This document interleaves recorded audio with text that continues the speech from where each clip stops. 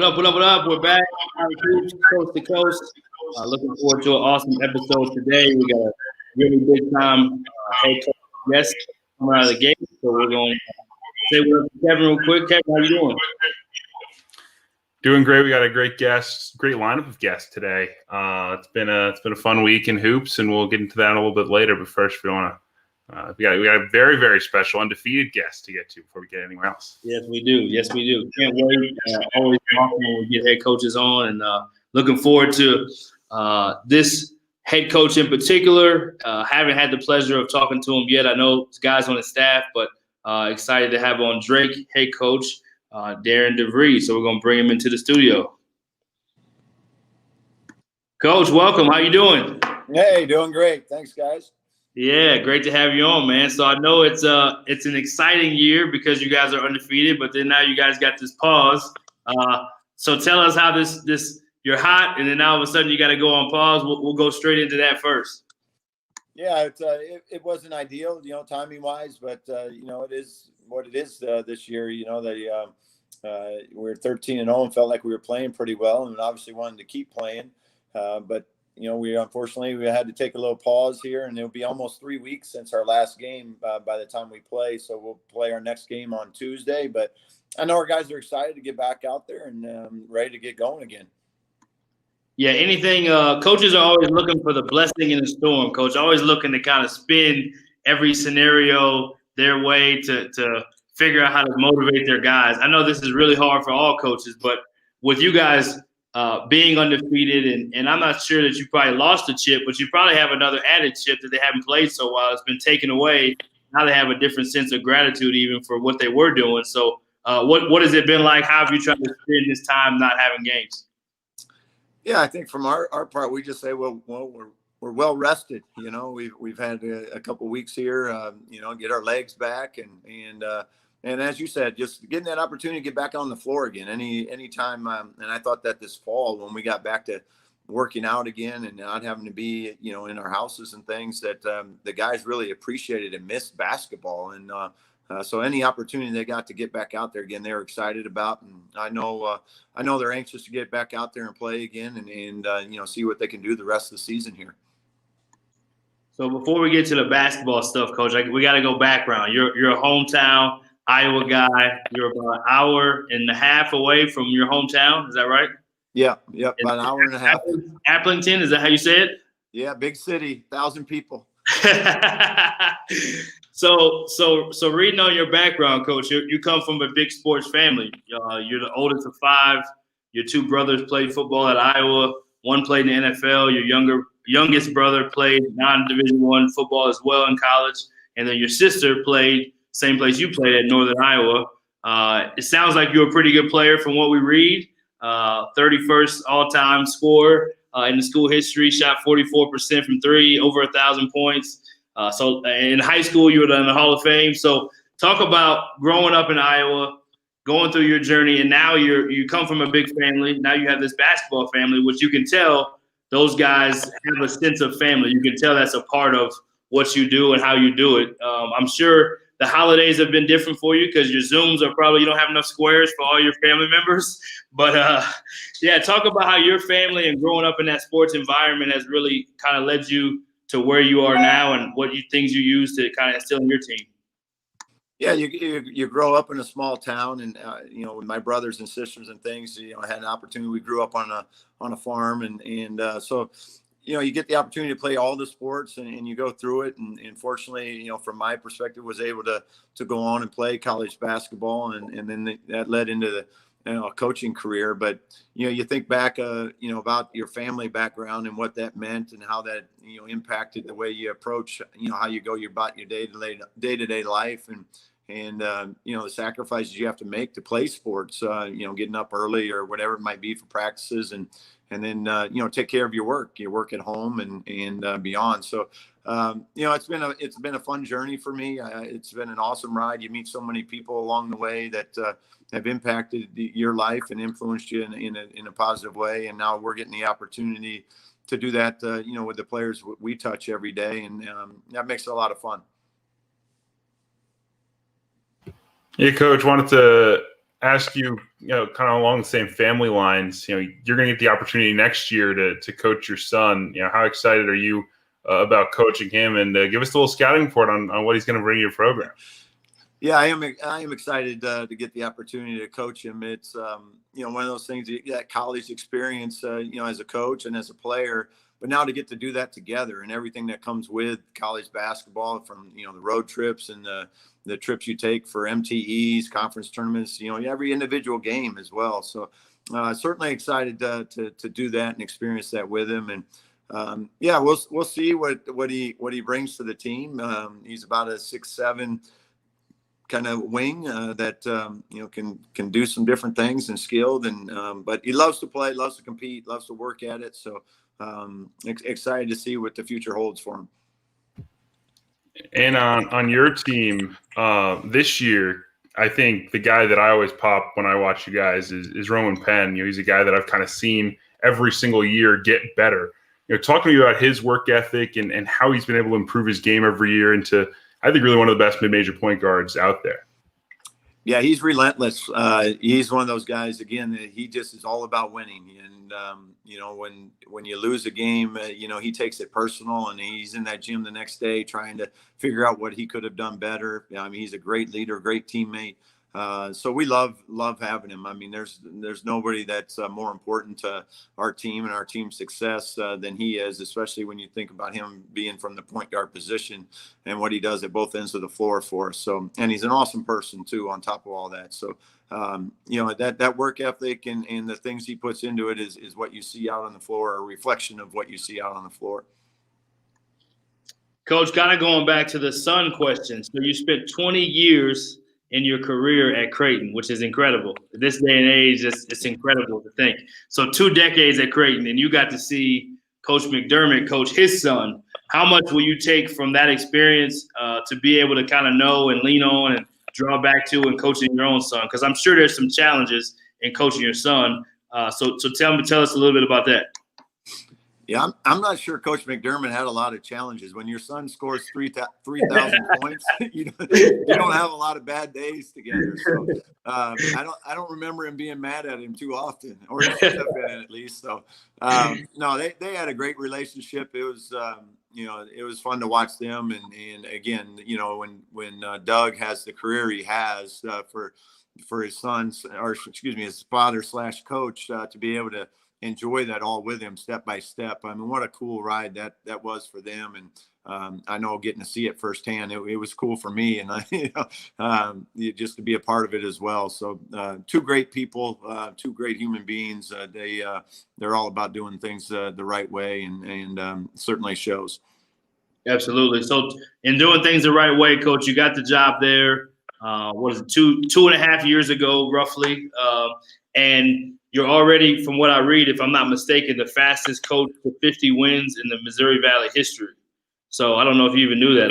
That's what I was told anyway. You believe that? I don't know. Some people make up those stats. So.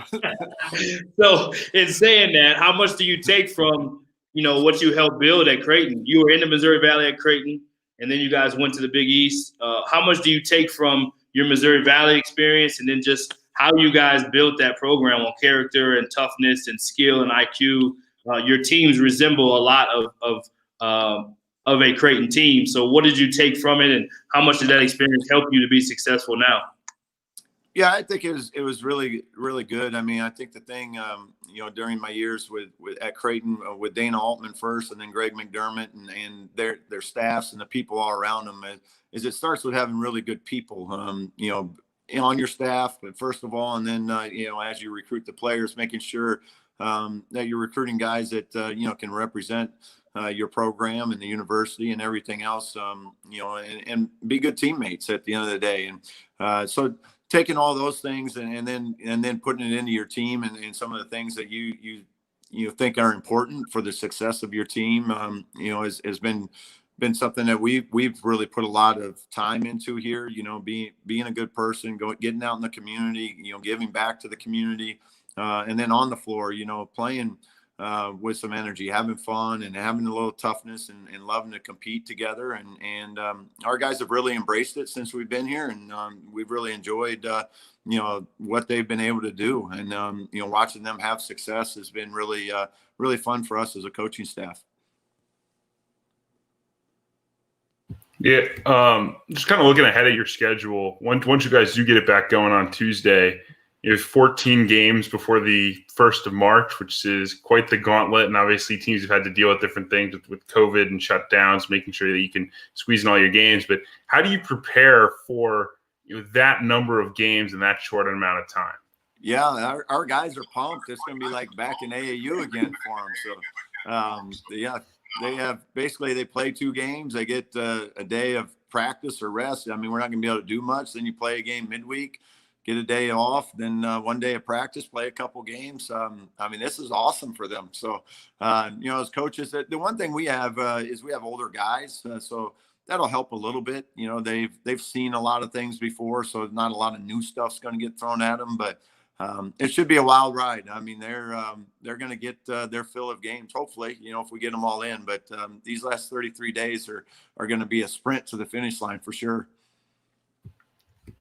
Walk me through inside your program.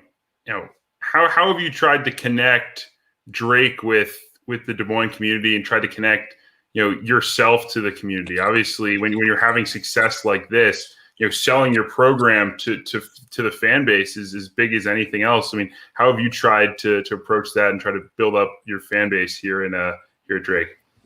Yeah, we've tried to get out in the community as much as we could. This summer, I know we had a bad windstorm come through the area. And so we got our guys, we got some chainsaws out, and we went out there as a team and helped some individual homes and some communities, whether they're parks or whatever, go out there and clean up trees and, haul them away for them and things. So I know we've helped with some tornado cleanup and stuff like that. But, just being a part of it, it's, we want our guys to be out there helping people and giving a hand whenever they can. And I think that when you do that, when you learn to kind of give a little bit back, I think it carries over into your locker room too. And that's not why we do it, but I think with that unselfishness starts to, filter throughout your team and it carries over onto the basketball floor at some point. So, for us, it's been easy. Our guys, when they go out to these community events, they like it. They throw their gloves on and they get after it. So it's been fun. It's been fun to do it with them and get out there together.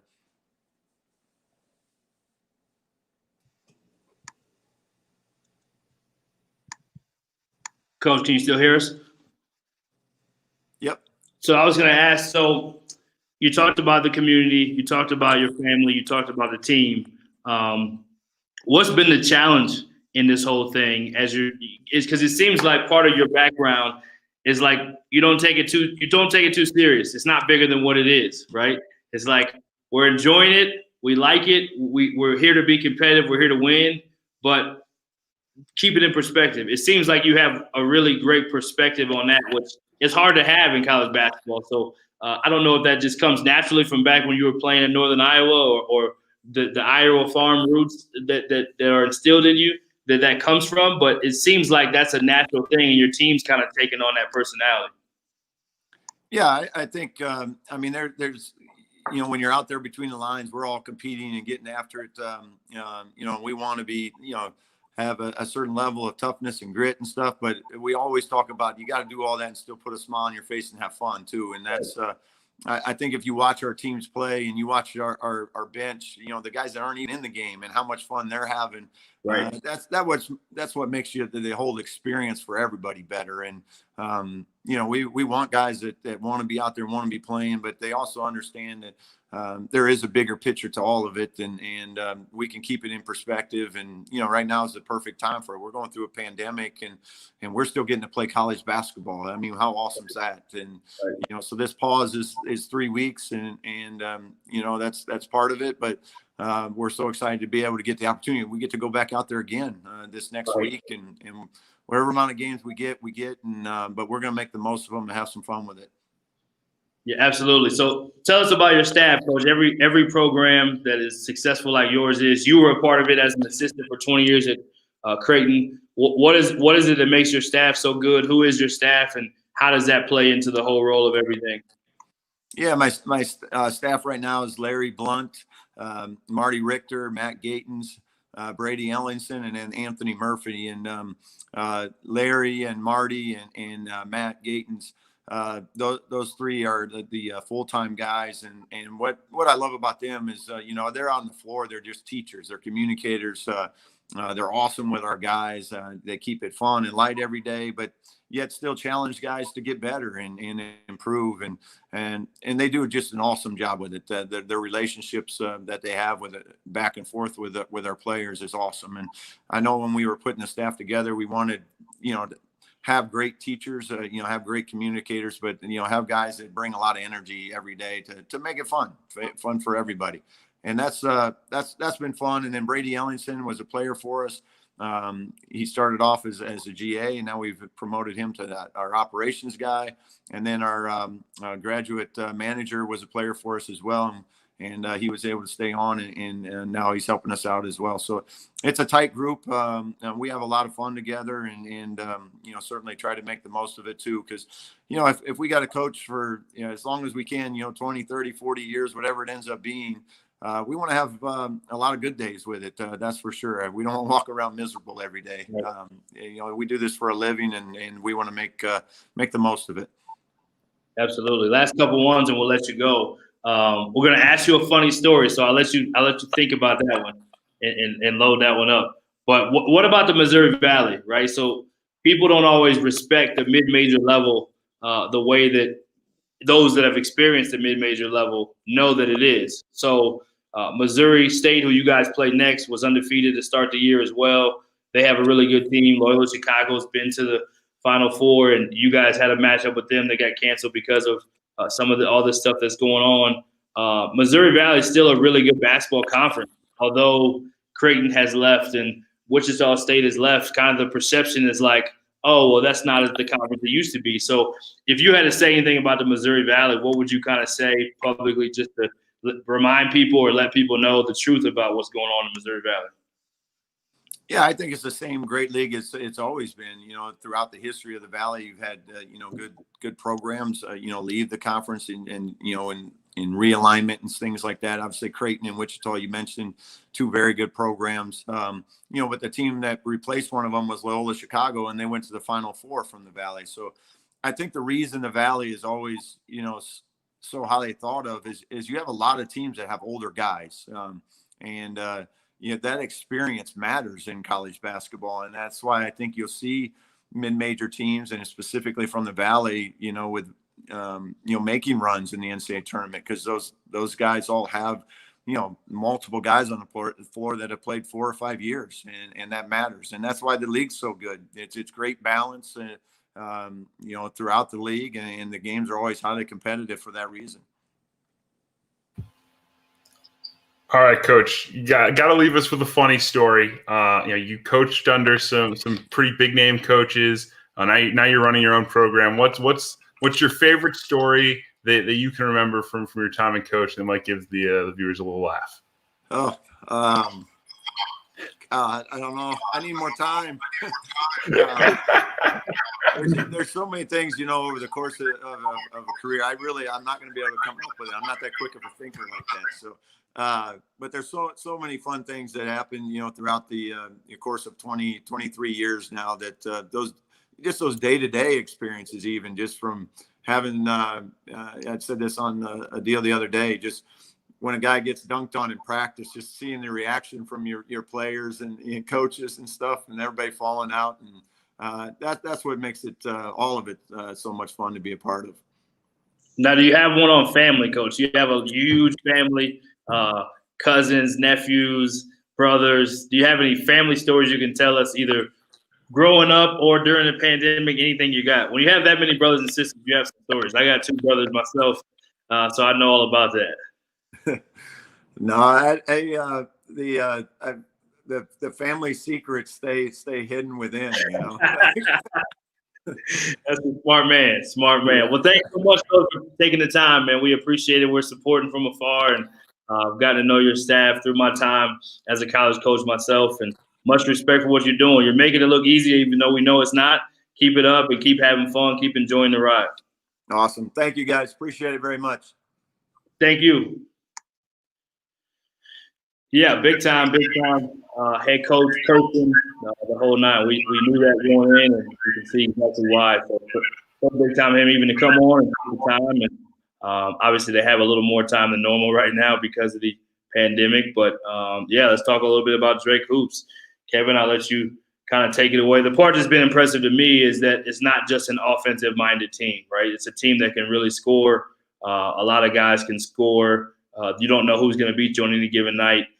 They can obviously shoot the three, but the way that they're defending and their defensive numbers might be even more impressive than their offensive numbers, and they're not done it the same way every time. So I'll let Kevin kind of chime in before we get rolling through Coast to Coast.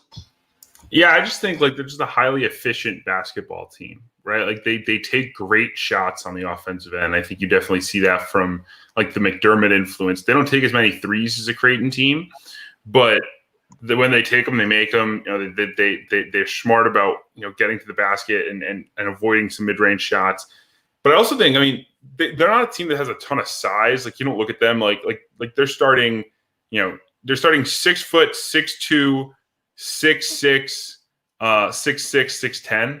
It's like nothing crazy. They're one of the best rebounding teams in the country. Like they pound you on the offensive glass, but also they're really good on the defensive glass. And a lot of people forget they lost Liam Robbins, who is now at he's now at Minnesota. He was a Player of the Year candidate as a sophomore in the Valley. He departs, and look, like Darnell Brody's not going to get the same buzz. Like he's not going to put up the numbers, but he has been one of the best rebounders in the country. And I think he's really helped them as well. Like sneaky out from the portal, was a guy who didn't do much Seton Hall.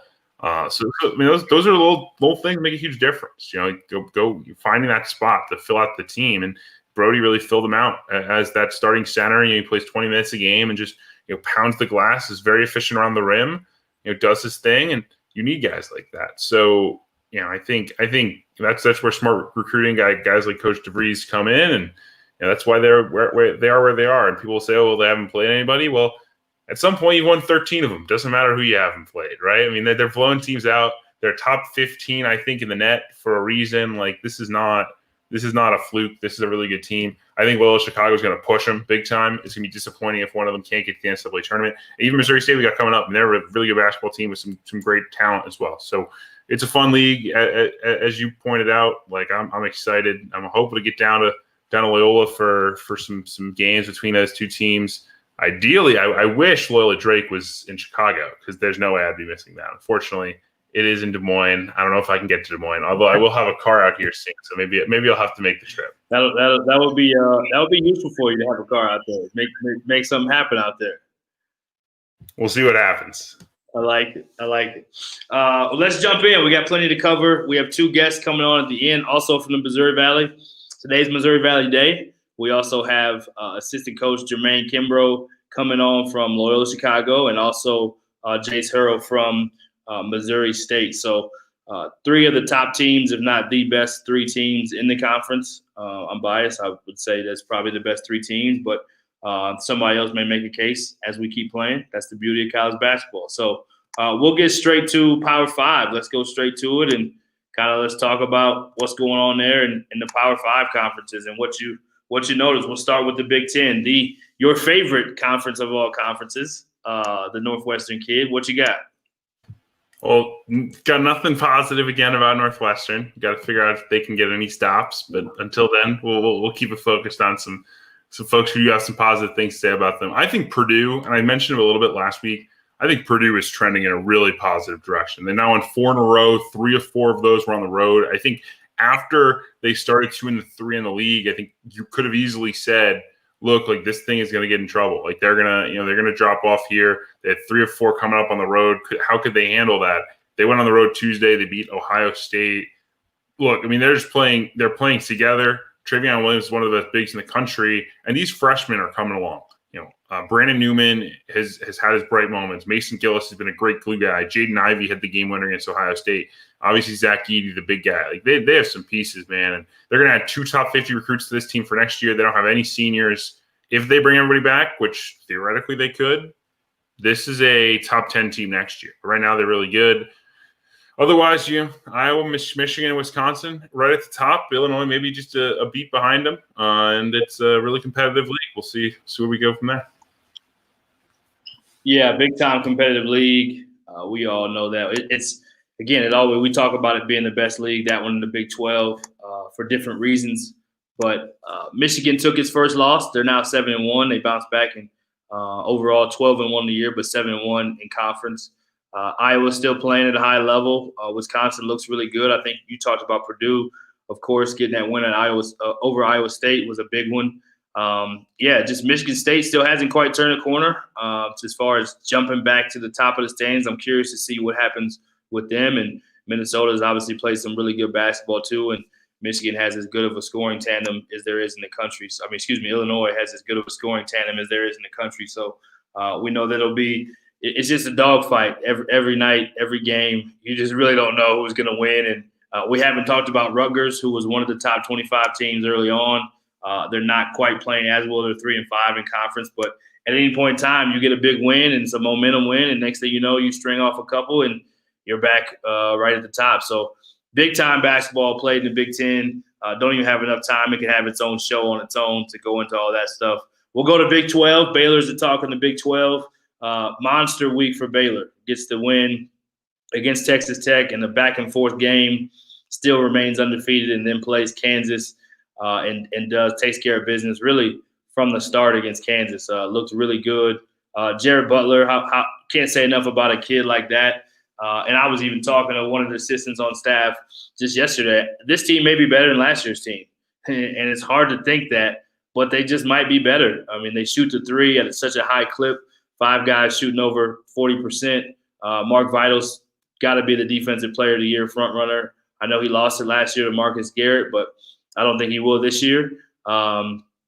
Just so much depth. And so their defense is probably better than their offense, and their offense is really good. But they have, I believe, the best defense in the country so far. So no wonder why they're winning. Jared Butler did not play great against Texas Tech, but made the plays when it mattered, like a real champion of a player does. And then against Kansas, he was ready to go from the beginning. And I think that's the part where they have so many weapons. It's hard to keep this Baylor team to not think that they're going to end up in the Final Four and playing on that final night, just because they have so much experience and they just so much culture. Coach Drew and the rest of the staff just done a tremendous job, and they seem like they have so much joy playing. So I lead the way with them. Obviously, there's other stuff to talk about in the league, and let Kevin kind of take it from there. Yeah, I mean, I think the biggest thing that I would say about Baylor, before I mention some other schools, like people talk about Scott Drew, the recruiter. Like, look, Davion Mitchell was a top 75 kid. Mark Vital was top 100 kid. Jared Butler was top 100, but he was going to go to Alabama and then popped late because he had a heart issue. But look, like they have 3. They have maybe 1 top 50 recruit on the roster. Their starting big man, or their best big man, averaged 3 points a game at UNLV. They have 2 transfers from the Big South.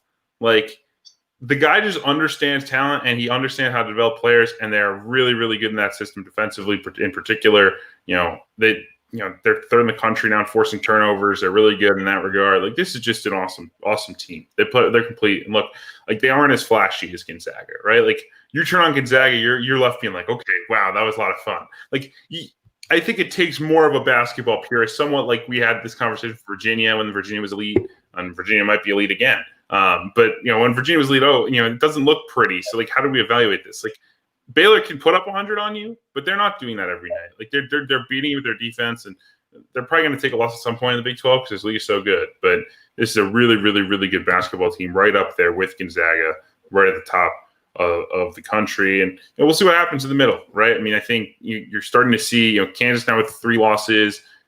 I think it's going to be a really big week for Kansas, coming off 2 losses in a row, both on the road. You come up this Saturday, you have to go on the road at Oklahoma, a team that's been very solid this season. you don't want a 3-game losing streak if you're Kansas. I mean, that would knock you out of Big 12 title contention, really. And look, I mean, the league is so difficult that I understand, losing 3, it's easy to do. But I think, big litmus test game that's on Saturday between those two teams. An Oklahoma team that I haven't seen a ton of, just like time-wise, and they have a great guard in Austin Reeves and experience across the board. So we'll see if they can, find a way to win that ball game. Excited about that one on Saturday. Yeah, and then West Virginia's been a team that's been ranked this year. They have a really good team. They're still 9-4. They're 2-3 in the league, and Oklahoma State obviously has one of the best players in the country, the freshman Cade Cunningham. Texas Tech looks really good, like they're trending as they normally do with Chris Beard, who does such a great job coaching and teaching in his culture how he wants things done. And they look really good. Look like they can be as good as anyone in the league once the year is getting towards the end with those young guys continuing to get better. And then Texas only has that one loss. So Texas is also right there neck to neck with Baylor. So love this league, love what they're doing, and just love the competitive action every night in that league. Let's go to SEC. Kentucky is not Kentucky. We can all come to final verdict on that. I think a lot of people tried to hold out like, yeah, they're just going to figure it out. Like, this Kentucky team is just not very good. That's just the bottom line. That's okay. But who is really good is Alabama Crimson Tide. Not only are they good in football, but they are elite in basketball right now. So let's talk about Alabama before we go to the rest of the SEC. Look, man, they are special when they hit shots. And look, they're not going to shoot the way they have the last couple of games every time out, right? Like, they shot to, I think, 23 for 43 from 3 against LSU. The game before, a much more reasonable 15 of 36. The time before that, 14 for 30. Like, eventually there's going to be some regression here, but man, are they really good from beyond the arc? They're very well coached. I think they've just clicked in terms of they fully understand what Nate Oates wants from them stylistically. Everyone has bought into it and helps to win. But I think they're just so bought in, and John Petty would probably make would be able to shoot the ball into a golf hole right now. Like, he's just balling out. He's awesome. And Primo has been really good. The freshman from Canada, Herb Jones being healthy is huge. People were worried about him with the wrist injury or hand injury he suffered against Kentucky. He's fine and back, and is such a critical part of this team. Look, I mean, people are going to start talking big picture. Are they national contender? Can get the Final Four? I think they can, right? I mean, obviously, they're going to hit some bumps. And at some point, they're going to shoot, 3 for 30 in a game from 3, and they're going to lose to, South Carolina. That's going to happen at some point. But also, I think they start to belong in the conversation with Iowa as a team that, can shoot themselves into a game with Baylor and Gonzaga. And when there's such a big gap, it feels like right now between Baylor, Gonzaga, and the rest, that says a lot. Yeah, anyone else in the SEC that you want to touch on before we go to the ACC? I'm not sure if there is. I mean, obviously, a lot of good teams. Alabama definitely still in the headlines, and rightfully so. Just wanted to check before we – I think Florida deserves a little love. Obviously, to win that game against Tennessee by 26 with 3 starters out. Obviously, Keontae Johnson won't be back for a while. Hopefully back soon, but not for a while. Colin Castleton didn't play in that game. Scotty Lewis didn't play in that game. That was so random.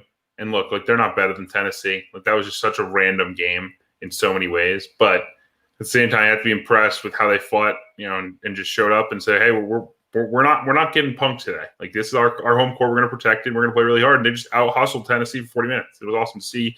Tyree Appleby, the Cleveland State transfer, was really good at point guard. Noah Locke hit some shots. That's going to be how they have to win. They're going to have to be a little bit tougher. They're going to have to be a little bit more physical. They're going to have to want it a little more, because the talent is not what they've had. Because they lose Keontae, because Scotty Lewis has been out for a little bit. See what they can do. But that's a big win for their bubble hopes, without a doubt. Yeah, they are 5th in the ACC right now. Monster win against Tennessee in really kind of a dominant fashion, to be honest, and completely surprising on that. So that's what you love about conference play, especially when you get to all of these leagues. I mean, you talk about when you're in conference play, any conference you coach in, you feel like that conference is the toughest conference in the country. No matter if people on the outside think it or not, that's what it feels like when you're in it. Missouri's won 2 in a row. They're sitting in fourth. Tennessee still right there and third, almost tied with LSU, who's 5-2 as well. We'll go to the ACC. Clemson was kind of the rising team last week. They've taken a couple bumps in the road, and they are not quite rising quite the same anymore. Florida State looks good. Would love to hear. Duke is out of the top 25, and Kentucky. What a time it is to be alive during the pandemic. So talk about the ACC real quick. I plan on using every second I have to show some love to Justin Champagny, who I believe is the best player in the country that no one talks about. Like, this dude is a 6'6", 200-pound kind of combo forward out of high school who's averaging 20 and 13 in the ACC, leading rebounder in the conference. He has been awesome. He has carried this Pitt team into NCAA tournament contention. You know, they got punked in their opening game against St. Francis, Pennsylvania. They trailed that game, I think, by 15, 20 points at one point. They lost by 10. Since then, they've been really good. They have one loss in that stretch. They lost to Louisville. That's it. They beat Duke. I mean, look, they've had home games, and that's helpful, and they're going to have to go on the road here coming up eventually. But, you know, what like Jeff Cable deserves a lot of credit, because I think there were some questions at some point, especially –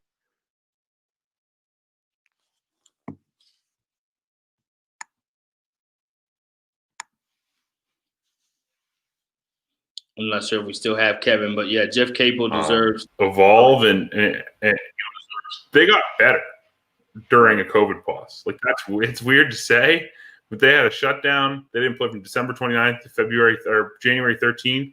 They come out and they've been guns blazing ever since. So watch out for the Knowles and Leonard Hamilton. Yeah, watch out for the Knowles. You mentioned Pitt. Coach Capel got to get the win against Duke and his mentor. Yeah, they've won 3 in a row. Both teams have won 3 in a row. Sitting 4-1, they were 1-1, and now they're both 4-1 in the conference. And it's kind of what we talked about in any of these leagues. Like, when you can kind of get it rolling and get some momentum going and start clicking and things start falling in place. I mean, let's face it. Leonard Hamilton, he talked about it after the game.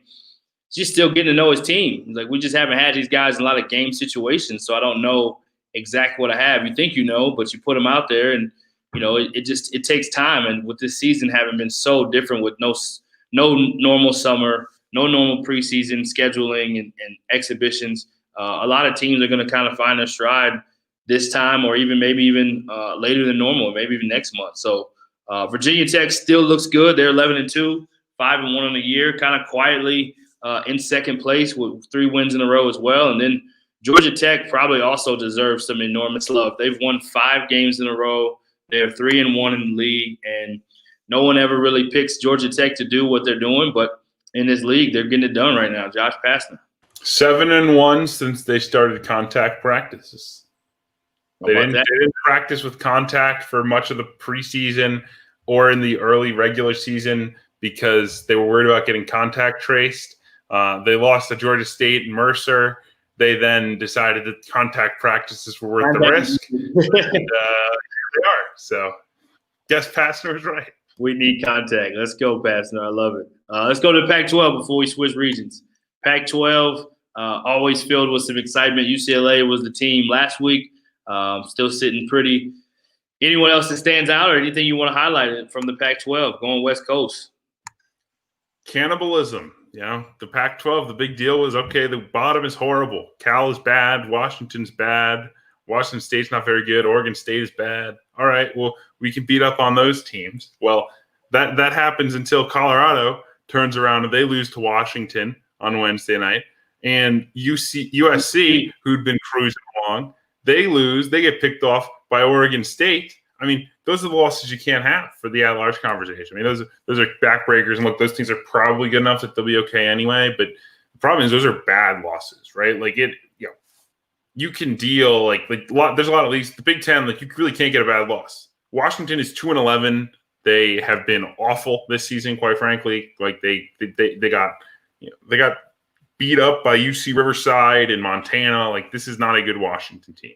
So losing that game will hurt you a lot more than, losing to Northwestern, losing to Penn State. And I think that's where league depth matters in a positive. I mean, it's a harder game. Right. So I think to be fair with that with the Big Ten, but also, like, sometimes you're just gonna have a stinker. Like, that. Like, sometimes you're just gonna not show up. And Colorado didn't show up yesterday, and they got burned. So Yep. It's the league.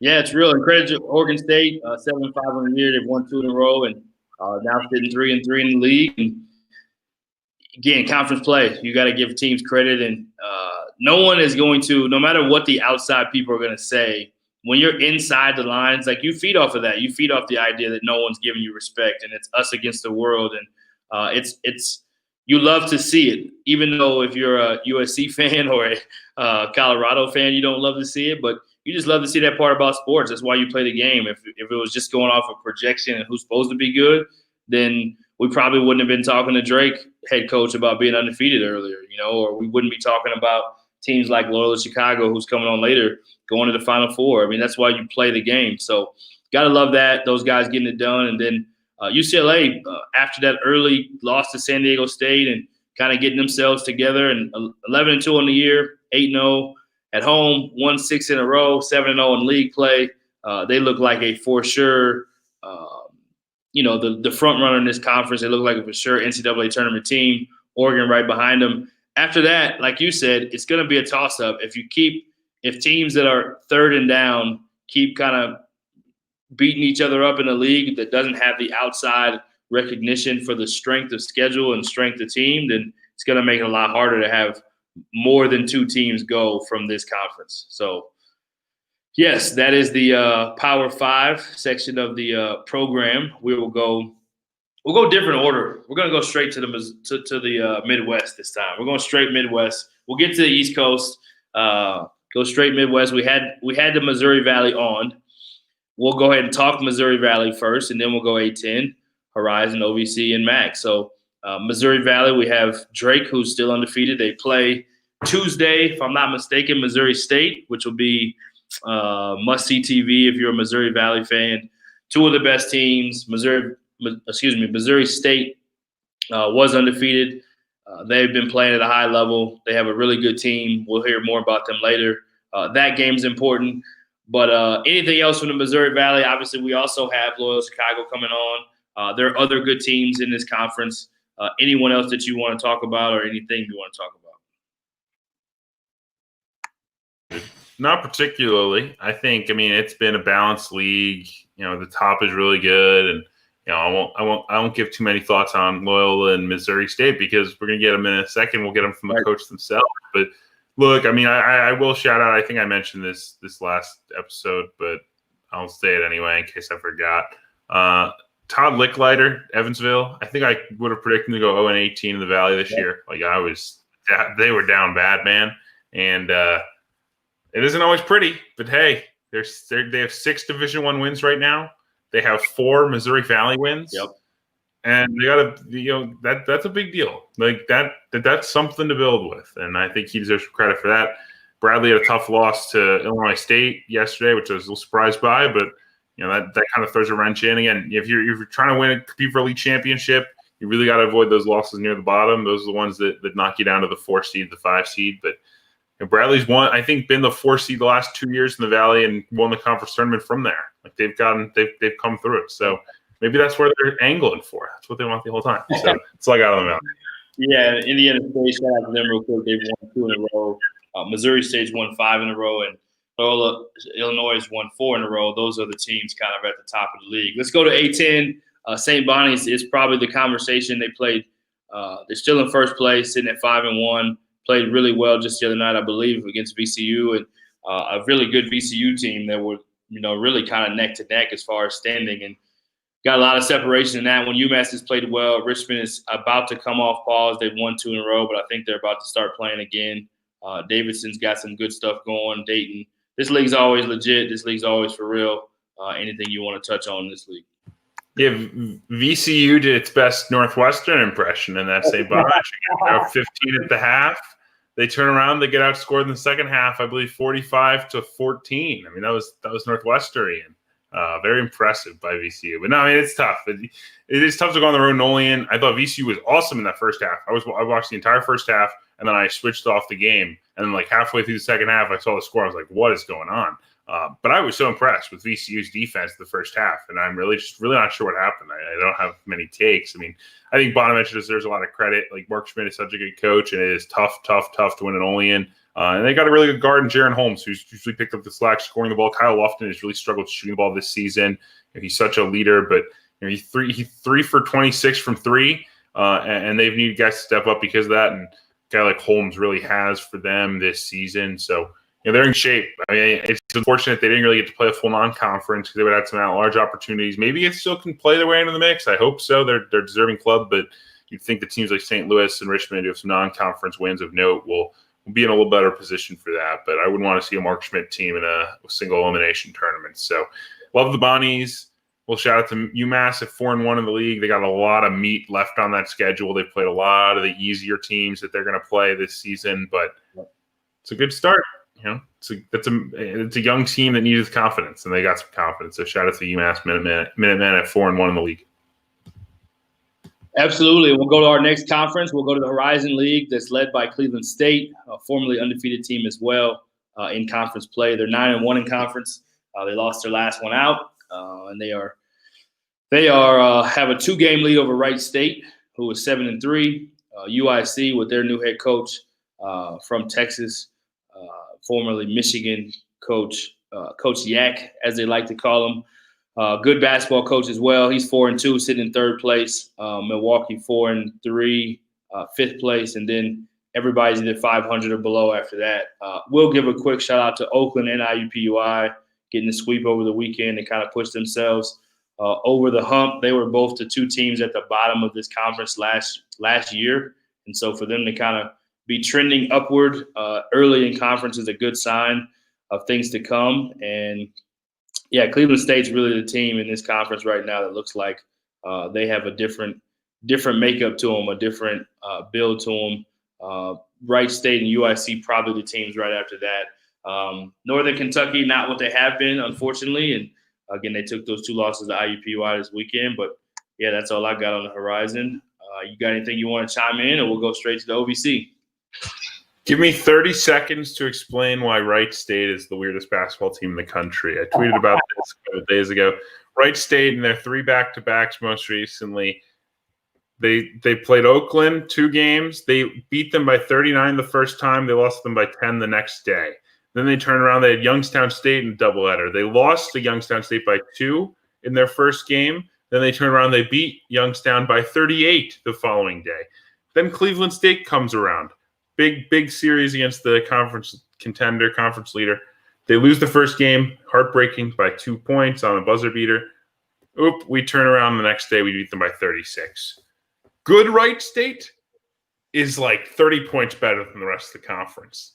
Bad Wright State, right there with the rest of the conference. I think Wright State is the team to beat. They're really good. Are they going to win the regular season? Probably not, because they keep, for whatever reason, laying an egg in one of these 2 back-to-back games, but kind of speaks to you how crazy college basketball is, and speaks to you why it's so difficult to, fully evaluate a team, right? And I know, I think Bart Torvik made this point. Like, if you turned on Wright State for one of those 2 games, you'd have an entirely different opinion of them if you turned on the other. And I think that's the challenge. You have to be on top of it. So that's just a fun little nugget. I don't have anything else there, but it's truly one of the craziest stats I've ever seen.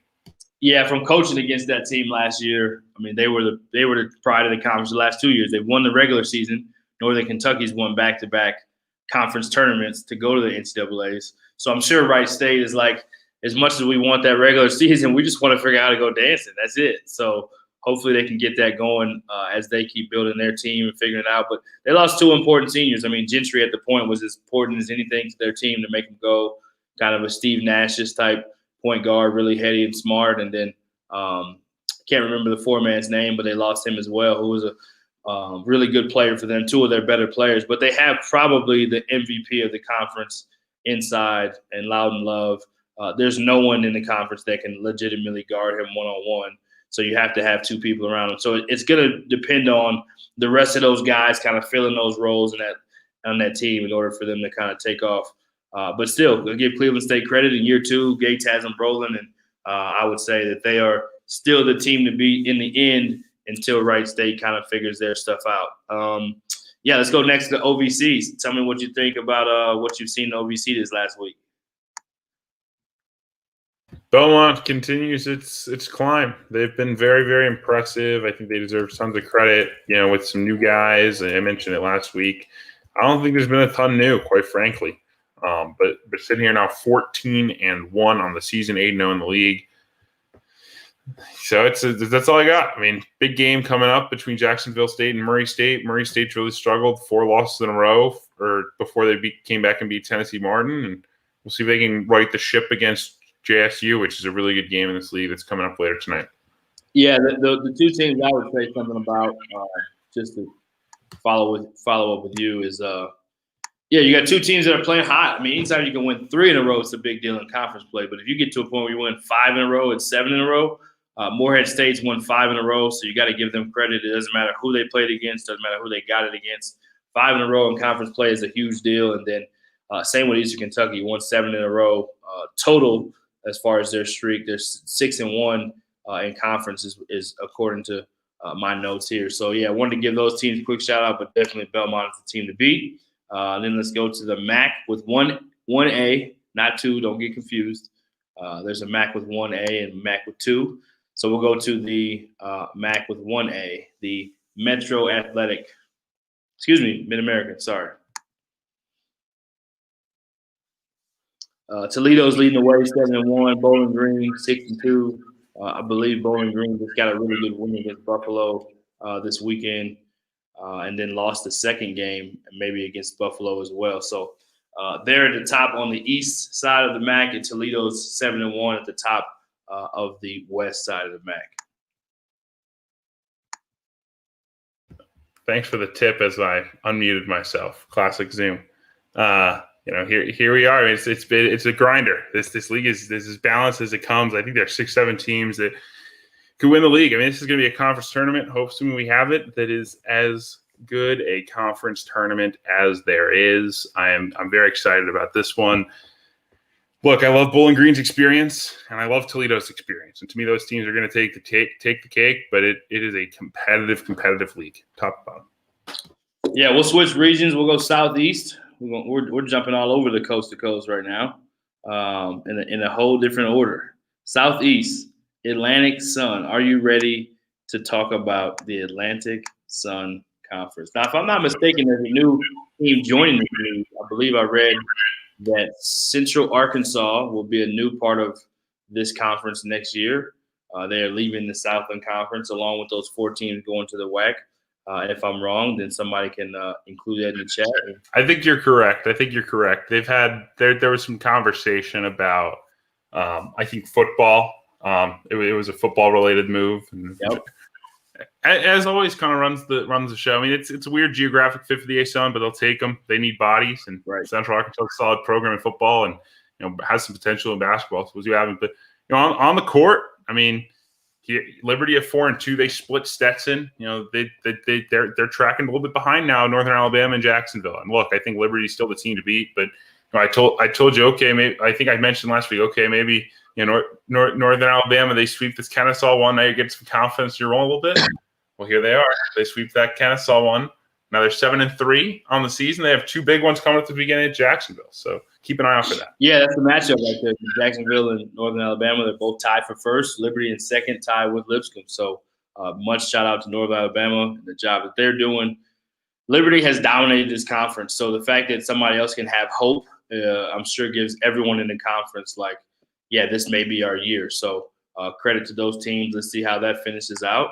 We'll jump straight to the Big South. Going Big South style. See what we got in the Big South. Obviously Winthrop's been the only conversation really, but Radford deserves their love. They've won 6 in a row. They're trending way upward in this conference. They're 9-1. Winthrop is 12-0. The one thing that's tough about this pandemic is you have these numbers like where Radford has only played 10 games and Winthrop's played 12. Well, if one of them, for some reason, knock on wood, they don't go on a COVID pause, but if they go on some kind of a pause, that part of the race gets tricky. How do you decide the conference champion? Is it because of percentage? Because this team has 1 loss and this team has 2, but this team is 14-2, but this team is only 9-1. I don't know how that works, but credit to Winthrop for being in leading the way. Shout out to Asheville, who's really been at the bottom of this conference the last few years, and they are now in third place at 7-3. That's all I really got on that league. Yeah, I mean, I think just off that point, I mean, Winthrop's great. Like, they're going to win the league. I think they're clearly better than Radford. I think they're clearly better than everybody else. The big thing I've been impressed with them is, like, they haven't missed a beat even when they miss shots. Like, they haven't made threes in a couple weeks, and it doesn't matter. They're still winning games. They're still finding a way on the road. That's big time. Now, on the other hand, on your point to Radford, like Radford in a conference race, okay, what happens? I think the big thing to watch, and I mean, no one's going to talk about it on the record, so I don't know if there's a story here, but I've been digging on it, and Brian Snow tweeted about it from 24/7. Like, there's some gamesmanship going on right now, without a doubt, with when teams want to come back. And his tweet, I'll read it directly.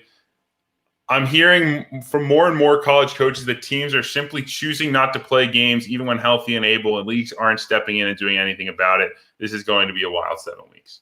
And look, like, I don't have any names to throw out allegations around, but I've heard the same thing occasionally. Right.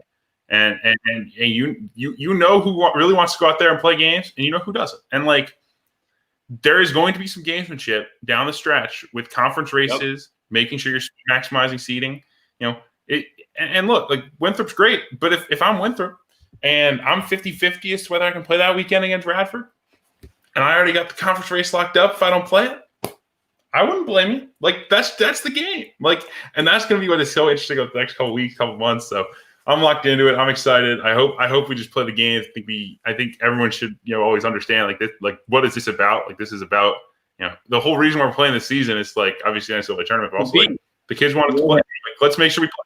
And let's play as many games as those kids can play. But as we know, college basketball is a business. At the end of the day, say whatever you want to say. It's a business. So Nate Oates is playing really well, and now he looks even more credible for calling out Coach K, which no one ever does. And he did apologize, so credit to Nate Oates.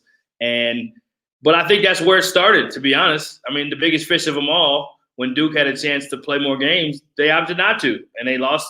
Nate Oates' point was, you think if Duke had not lost 2 home games in the preseason in Cameron Indoor, do you think he would be, doing that with his team? So whether it's right or wrong, it was the beginning of calling out that the gamesmanship may be happening. Coaches are going to try to figure out how they can protect themselves and their win-loss record. Nate Oates wasn't apologizing for what he said. He was apologizing that he said it. Let's just put it that way. Exactly. Very well said, my man. Very well said. Let's shift gears. Sun Belt Conference. We got a couple teams that are getting recognized in the top 25 mid-major by some polls. Louisiana being one of those. I think they were 25th in one poll. Texas State 9-4. They got a huge sweep against Little Rock. I tweeted about that this morning. Shout out to Coach TJ Johnson, who's in an interim situation. So I gave shout out to multiple interim coaches, or 2 titled interim coaches right now, Isaac Brown, which we'll get to later, and Terrence Johnson at Texas State. I mean, literally found out after school started that he was going to be the head coach, and didn't know. At this day and age, kids can opt out. Kids can go left. They can go right. They can go sideways. They can go wherever they want to go. So for him to be able to keep that thing glued together, and they took an early loss early and got a lot of criticism. They lost to a non-Division I. They lost to an NAIA school, Our Lady of the Lake. And so people were kind of thinking, like, I don't know how this is going to go. And as a former coach and somebody who has lived in those seat and knows TJ personally, I just picked up the phone and called him. I said, hey, man, I didn't talk to him. I just left him a voicemail, sent him a text, but just keep going. People are going to try to write you off now. Like, who cares? Just keep coaching. And to his credit, it wasn't because of me, but that's just how hard this thing is. And you never know when it can turn, and credit to him. I think they're 21st in the mid-major poll by College Insider. So just wanted to give a quick shout out to them as they're climbing and figuring out. Give you the credit. I think your voicemail saved the season. They're a great story. To be 9-4, to win on the road at Little Rock is not easy to do. Little Rock maybe a little disappointing, but like that's a good team. And to win on the road there twice is big time. Another league where I just think the conference tournament is going to be a grinder, right? Like tell me you want to play one of these teams as like a 5 seed in this conference tournament. South Alabama, UT Arlington, Louisiana Lafayette, Little Rock. Like one of those teams is probably the 5 seed. You want to deal with that? That's a good. North Carolina's been really good in Georgia State, and they could easily end up in that space. I mean, right now you got Texas State 3-1, App State's 4-2, Georgia State's 2-1, Coastal 3-2. I mean, it's just kind of like everyone's beating up on everybody. But for Texas State, again, I go back to it, and it's definitely not because of my voicemail, but that's the part of the coaching fraternity that happens. And you want to encourage guys because it is hard. You're an interim coach. You just inherited a program. You're trying to figure out how to just survive the day. And to be in first place, nobody expected that out of Texas State, even if it's just 4 games in. They've won 3 in a row. They started 0-1 in conference, and they won 3 in a row. They beat the preseason favorite on the road and got the sweep. So credit to them. This league is really, really competitive. I think anybody that's in that top 6 could end up coming out with it. But I do think Texas State, App State, and Georgia State to this point have played the best basketball, and they're at the top of the league. Yeah, App State deserves a lot of credit. Just want to add that there. But yeah, let's move on. Yeah, let's go to the MEAC. I'll let you lead the way on the MEAC. I don't know as much about the MEAC right now. I will take a peek at my notes though. But yes, lead the way on the MEAC. It's a grinder. I mean, we expected it would be, but as you get to league play, I mean, I know some teams have dealt with some COVID issues, which will make this later season stretch even more difficult. I know North Carolina Central hasn't played in quite some time. They haven't played since December 12th, and they're not scheduled to for a little bit as well. So hopefully they can get back on the court. Obviously, Lavelle Moten does a great job, but I like this Norfolk State team a lot. Like I think they're going to be good. They swept the series this weekend. And I think Coppin State as well. They're coming along here. They split Morgan State this weekend on the road. Morgan State, one of the better teams talent-wise in the league. And they added a kid before that series, Uadaloke, I believe is how it's pronounced. He's a kid who was from New Zealand. He was at TCU he was a JUCO kid. He went to TCU for 10 games in like 18-19. And then transferred out, was going to go to UCF, was there for a little bit, never played a game, went to Southern Utah, was there for a bit, never played a game. All of a sudden, surfaces a Coppin, and that's a kid with some size that you don't get that size in the MEAC. So another plus talent for them. They obviously have some guys like Anthony Tark and Kobe Thomas and DeJuan Clayton. Gives you a nice core. So see if he can give them a boost up front and give them a push towards the MEAC title. Yeah, and a lot of the games, just like you said, the team just haven't played, so that makes it hard to even have a feel. I think Howard was supposed to play Notre Dame, if I'm not mistaken, even on Martin Luther King Day. That didn't happen. Yeah, just tough when you can't play games, and hopefully they can get that thing rolling where it can be competitive like we all know it will be. Let's talk about the Southern Conference before we leave from the Southeast, and we're going to go straight on a plane like COVID, like we had to cancel this game, and now we're going to go back to the East Coast after this, go Northeast. Big shout out to VMI. I mean, look, Dan, like this is not an easy place to win. Dan Earl is really doing a nice job, just a little bit better every year, and it's tough when you're dealing with transfers out of your program. They have brought in a really good kid last year, Travis Evie, who wound up at Rice, and now has been awesome for Rice this year. Yep. But it's tough, and they've just continued to get better. They've just continued to put their head down, work, and figure it out, and they're finally getting rewarded. To beat Furman on Wednesday was just awesome for them. Like just an awesome program win. They win that one by 1. It's a competitive league. I mean, I think ETSU is starting to turn the corner here with Jason Shea. They had so much COVID issues in the summer. I think they're playing good basketball. This is going to be competitive. Like we talked a lot about Mercer early in the year. They've hit a bump here in the last couple of weeks, but they won their last 2. Like they're turning it around. So I would not. There's another conference tournament, like 1 through 7, 1 through 8. A lot of good teams. Yeah, this one seems like it's one of the more wide open. I mean, Chattanooga was undefeated to start the year, and they're middle of the pack. Mercer was undefeated and was really good. Citadel was playing really well in the same boat. They've lost 4 in a row. They were 8-0, and then they lost 4 in a row now. So you have these teams that were undefeated and playing at a high level. UNCG is really good. They're 4-2 right now, kind of in the middle, and they haven't quite got going maybe like the preseason people thought. But Wofford looks good. Furman looks like they're going to be not going anywhere because they're so consistent and don't beat themselves. I don't know if they have the explosiveness to kind of push through in the end to be the one bid. But East Tennessee is trending upward, like you said, and happy for them to kind of get it going with Coach Shea being able to take over at the helm. Love when an assistant coach can take over for helping his head coach move on to that dream job. Then you get the chance, and they don't look over you to try to hire some high major assistant. So I always root for those guys. For the record, What's next, sir? You don't know anything about that. Let's go. America East. We're East Coast. We hopped on the plane. We're going coast to coast. Going America East first, and UMBC. We had on one of the other shows that we have on All Access Network with my man Eli B. They are 6-2. They won this weekend. They split, if I'm not mistaken. Vermont 7-3 is normally kind of the trophy of the conference, the pride of the conference, the top dog to knock off. They've won 5 in a row and looking like they're gaining some steam. So those are the two teams leading the way. I don't have much. Not a lot here. I would just say, usually Vermont has a little bit of gap, a little bit of space between them and everybody else. Not sure it feels like that this year. And look, they're getting better. Like they started a little late and they've now rattled off 5 in a row. But they've also rattled it off against Binghamton and Maine. And you should rattle them off against Binghamton and Maine. So we'll see what happens when they come get tested. They have 2 with UMBC to close the year. That's going to be a lot of fun. So lock in, always a good league. Yeah, speaking of good leagues, one of the best in the country.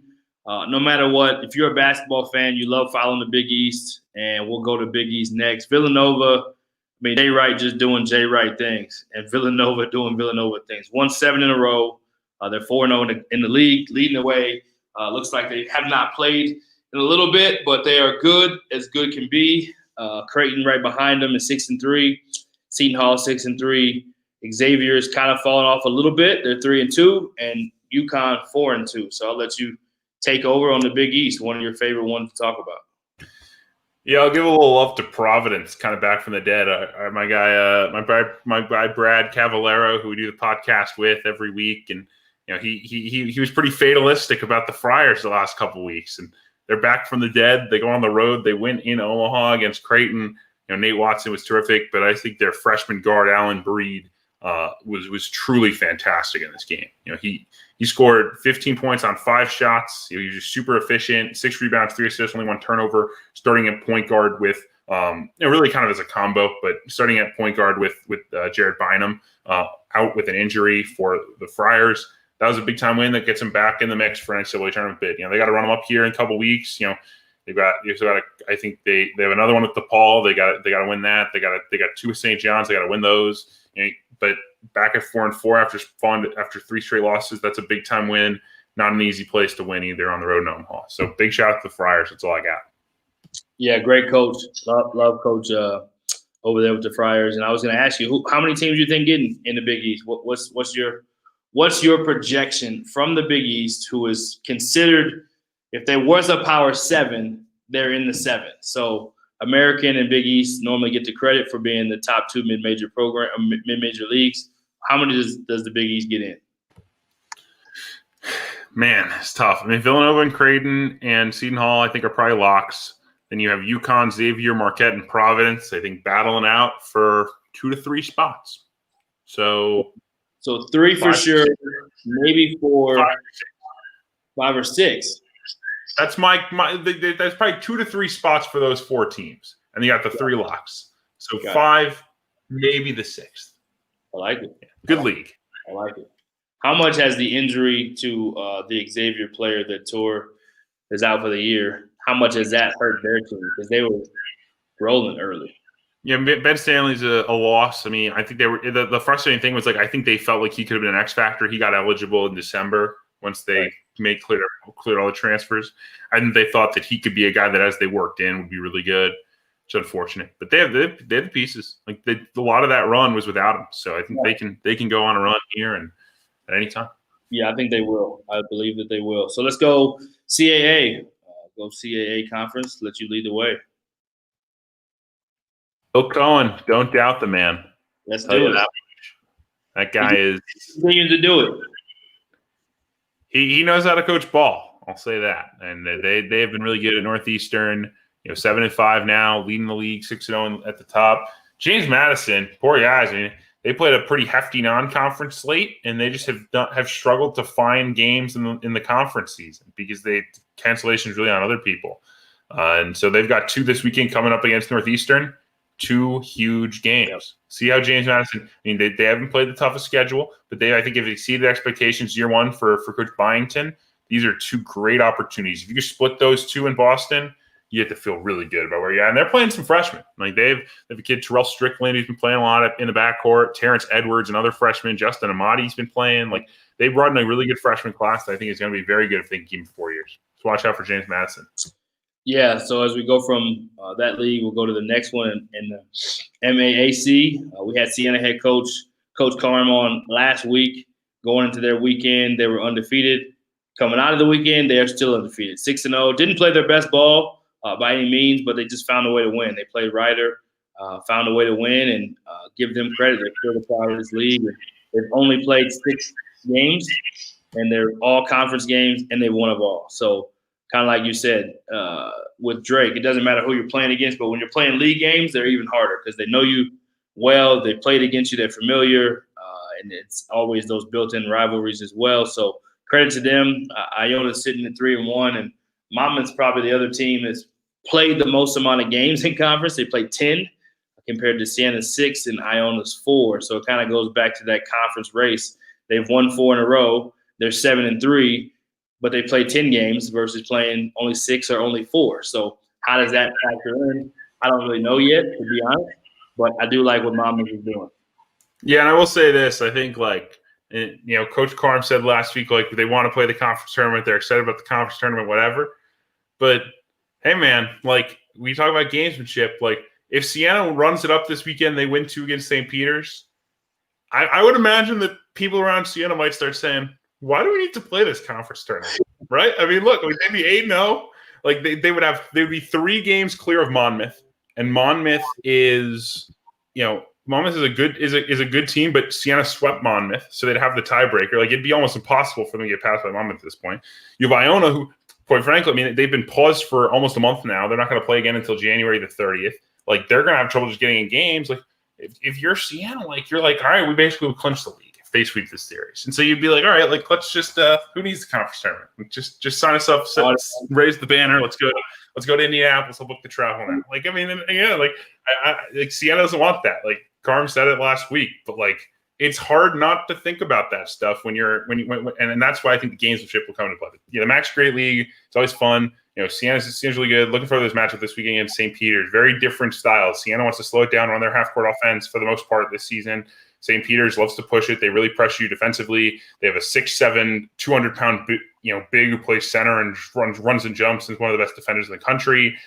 He's 6'7", 195. He has a 14.7% block rate. Second best in the country. Casey Nadefo, he's a name everyone should know. That'll be a great match with Siena's 2 bigs for 6'9", 240. Excited about that. Excited about this weekend in the match. Yep, absolutely. Well said. For any conference, if you're leading like that, especially if you're a 1-bid league, it's hard not to want to think, It's because the chances of you winning all those games are not the same 100% chance of just going to the tournament without playing those games. So, definitely. Everyone loves the conference tournament except the 1 seed. 1 seed. So we're in or we're good? We're good. Let's go. Hop on the plane, coast to coast. We're going to go Southwest, the American Conference. We mentioned Isaac Brown. I want to lead the way. We all know how good Houston is. They haven't changed. They only keep getting better. We'll get to them, and we've talked about them at length in this show. And they're a Final Four team. No matter what anyone says, they are a Final Four team. They look like it. They play like it. They're coached like it. That's just what it is.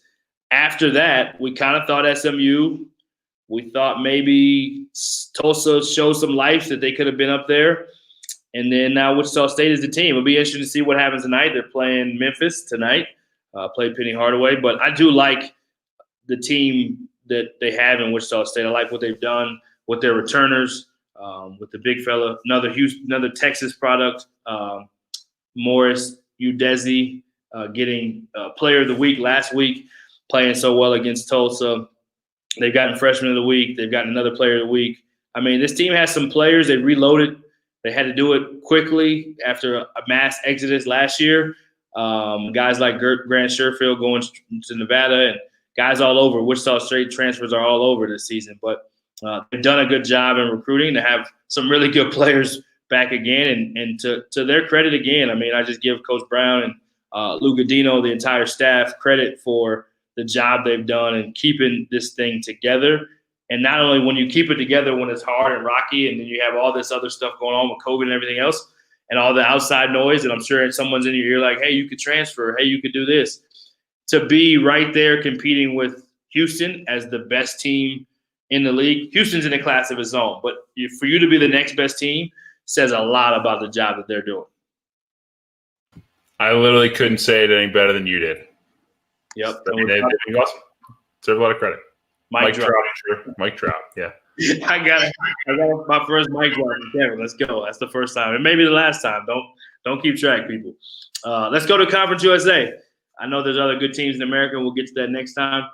Conference USA still kind of seeming like it's wide open. It's a weird kind of, again, a league that I've coached in, I'm familiar with. It's just kind of a weird kind of early race of a lot of unknown. I mean, Rice at one point in time, I think they were 4-1 until they lost their last game. They were in first place. And then North Texas was 1-1 and in the middle of the pack. And then they went to another tied for first place. UAB was in first place by themselves, and then they lost. So it's a lot of up in the air. I think La Tech's playing some good basketball. Western Kentucky should be the team in this conference to beat, but you can't count out the defending champs in North Texas. They had a similar run last year. They did not have a great non-conference. They wanted to have a more challenging non-conference schedule, and they did, and it paid off. They won the championship. They beat Northwestern Kentucky on the last game of the regular season to clinch the title. It may come down to that again. This race is kind of really wide open. You got two teams with one loss, a handful of teams with two losses, but Charlotte loses to a non-Division I, but they beat Western Kentucky. And then you have, UTSA, who is as talented as anyone as far as their backcourt and their seniors and experience. And they're 1-5, but they beat North Texas, who's tied for first. So you just never know in this league kind of who is the premier team. I think it's wide open. It's going to come down to the end. And they have played a lot of games. They haven't had as many cancellations as a lot of leagues as well. I think Conference USA learned a lot from their football experiences, quite frankly. Their football experience was very disrupted. I think they've been able to figure it out. I've been impressed by that. It's been fun. And look, I think we mentioned this in a previous week, but these splits are going to be hard. Like these sweeps, these conference series are really hard. And I think in this USA, because it's so deep and there's so many good coaches, I think it's going to be even harder. It's going to be the hardest place to get a sweep. So when you're Western, and we were critical of them last show because they couldn't get a sweep their first 2 weekends, well, they came out, they hurt us, and they swept Marshall. And that's a really tough sweep against really good Marshall. Because Marshall was one of the other teams that early on has been playing as good as anybody. Exactly. So, I mean, it's going to be hard. If you can get some sweeps, you're going to look good. North Texas got a sweep last weekend against UTEP. Makes them look good. So, I think in 2 weeks, the standards are looking completely different than they do now, and that's exciting. So excited about this league, and we're going to watch it every week, and obviously you're familiar with it, so always love your insight. Yeah, one thing about this league here, it's so spread out. So it's 14 teams in 10 different states. So just wrap your mind around that. We're going coast to coast on this show. They literally go coast to coast almost within the conference, and almost touch all the time zones almost. So it's a wide-ranging league, so the travel is not easy. And those road trips are not easy. So I think that does play in, like you said, to get those sweeps. Really hard just to get one on the road in this league. Not so much because of the environment of the crowd, but because of the travel and the distance. But I do think La Tech, I want to give them a shout out. I think they've won 3 in a row. Coach Conklin always does a good job. Very similar to North Texas in a lot of ways and how they play, how they recruit, how they do things. And I just think they have a chance that they may be breaking through. This may be the year that they've always kind of been in that top 5. I think this may be the year they kind of break through and kind of get into that top 2. So we'll go from there to the SWAC, who is led by Alabama A&M. They've only played 3 games, if I'm not mistaken. I haven't looked at my notes yet, but I just going into it, I knew they had won 3 games. They won a few undefeated teams.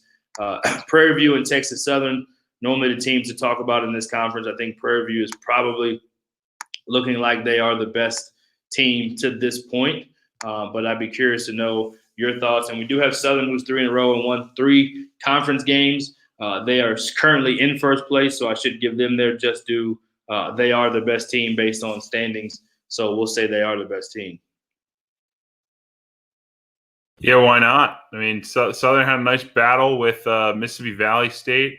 That was a surprisingly close game, I would say, in the first half, and then Southern just blew the doors off them in the second half. But you know, that's what this league is. It's tough, and there's some sneaky talent. I think people don't realize how good the talent is in the SWAC, and Prairie View with my guy Cam Mack, who can really play. I mean, he's starting to come along, and he's going to be dangerous once he does. I mean, he had his last two games for him. He had 15 points, 9 assists in one game, and 15.6 assists in the other. So he's gonna be a factor. And Prairie View is always very good with a great coach. Yeah, Byron Smith does a great job. Again, Sean Woods leading the way at Southern University. They are 3-0, the top of the league, playing against his former program in Mississippi Valley. And then Texas Southern has not quite got it going yet.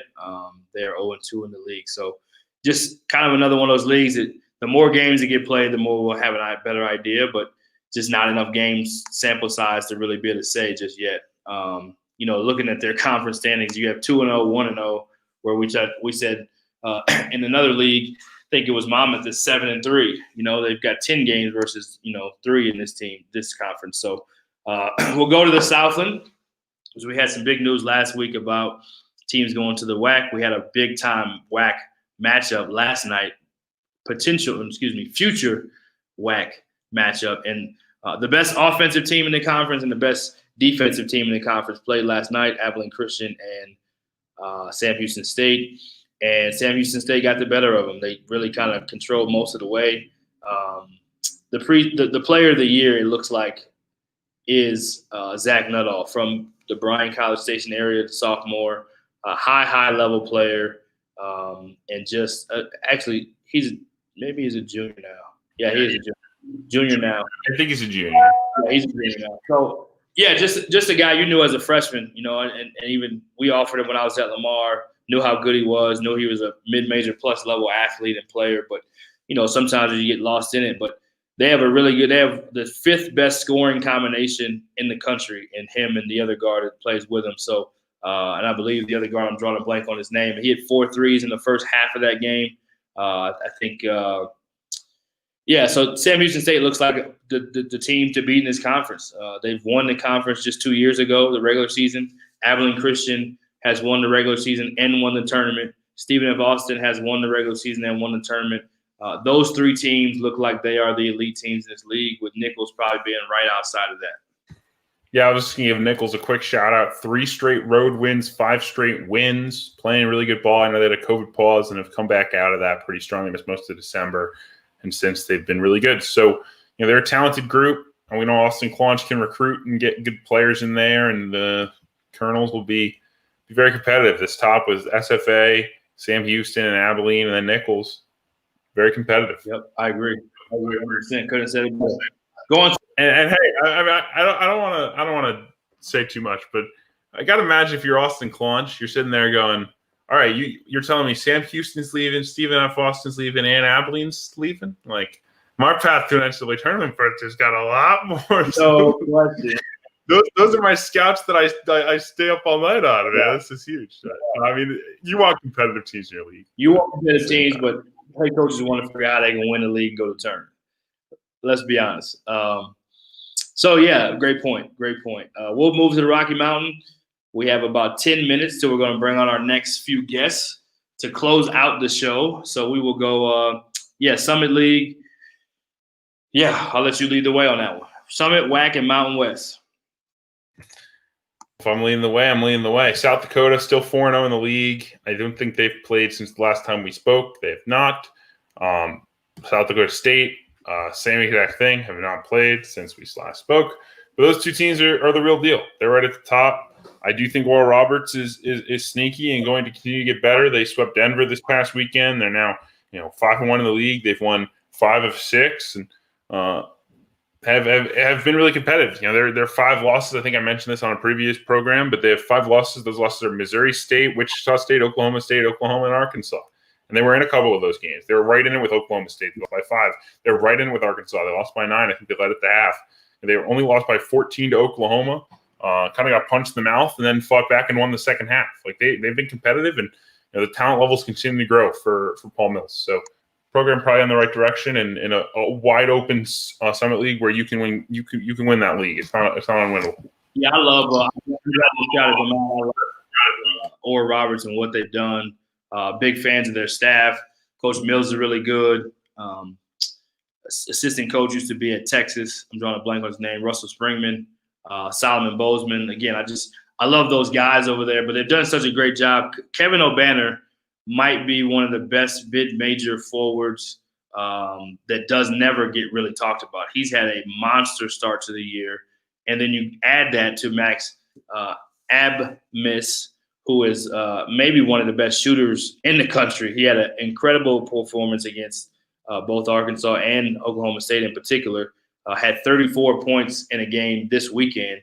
I love their team. I love that combination with those two and the rest of that staff. I think they're just a team to continue to keep an eye out for. They've won, I believe, 5 in a row, if I'm not mistaken. They've gotten hot, and they look good. So we'll go from there. We'll go to the WAC conference, which we've talked a lot about last week. We've talked a lot about with the new realignment with the league. I gave a shout out to Rio Grande Valley earlier today. I think they don't. It's one of those jobs similar to Nichols in the Southland. Richie Riley did it at Nichols and did a tremendous job.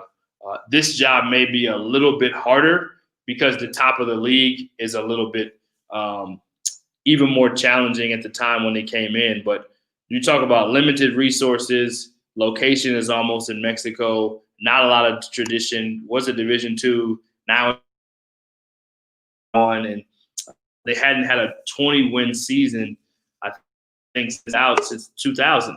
So for them to be where they are and competing the way they are, I wanted to give a definite shout out to them. Grand Canyon still looks like a good team, and New Mexico State hasn't really played. So it's kind of one of those years in the WAC, different than normal. It's usually New Mexico State and everyone else.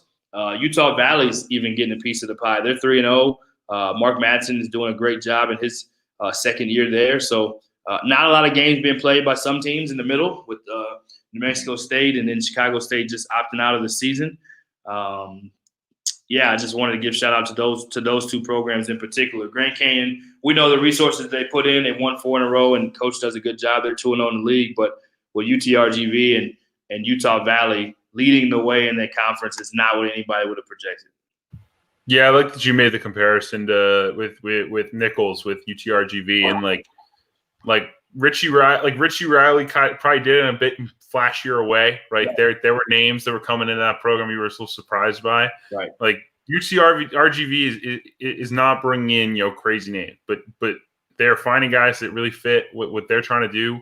Yep. Coach Hill does a really good job, and you don't want to think about it this way, but like if there's a year like New Mexico State has been as beaten up and torn down as you could possibly be, and if there's a year to go get it and go to the NCAA tournament, what a story would be if they could. Yep.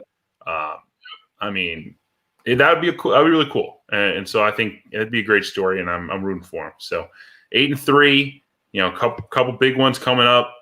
Not this week, but next week against Grand Canyon. Can't wait. Yeah, looking forward to it and moving to another potential 2-bid league.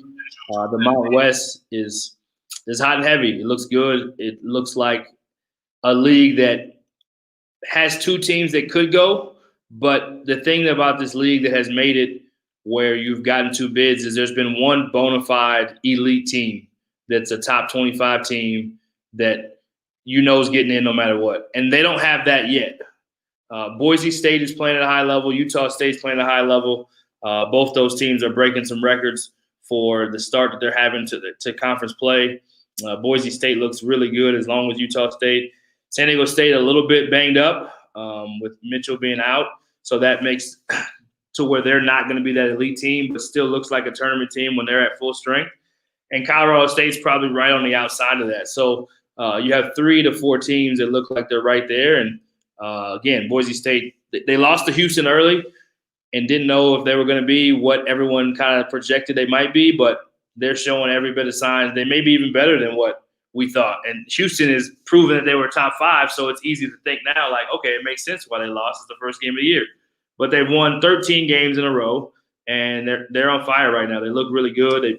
They were down, I think, maybe double figures last night to Fresno for a little bit, and then got back control of the game, and they win by 20. I mean, they're just really good at a lot of things, and they're a good defensive team, which normally his teams are more offensive-minded. Leon Rice's teams are more offensive-minded. So particularly want to shout out to Boise State. And then the game of the week from our Mountain West show on this network was Utah State and Colorado State, and Utah State kind of dominated that first game.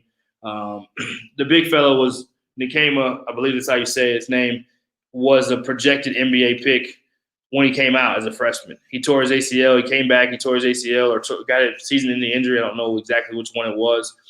His year 2, and then year 3, he looks like the guy that we thought he was as a freshman again. So they look really good, and they're rolling on all cylinders too. So I wanted to shout out. Yeah, we said last week that the next week would really tell us a lot about Utah State. You know, they were going to play San Diego State twice and then Colorado State twice. Well, passed those tests with flying colors. They now have the best defense in mid-major basketball per Ken Pom, the 6th best defense overall, the best among mid-majors.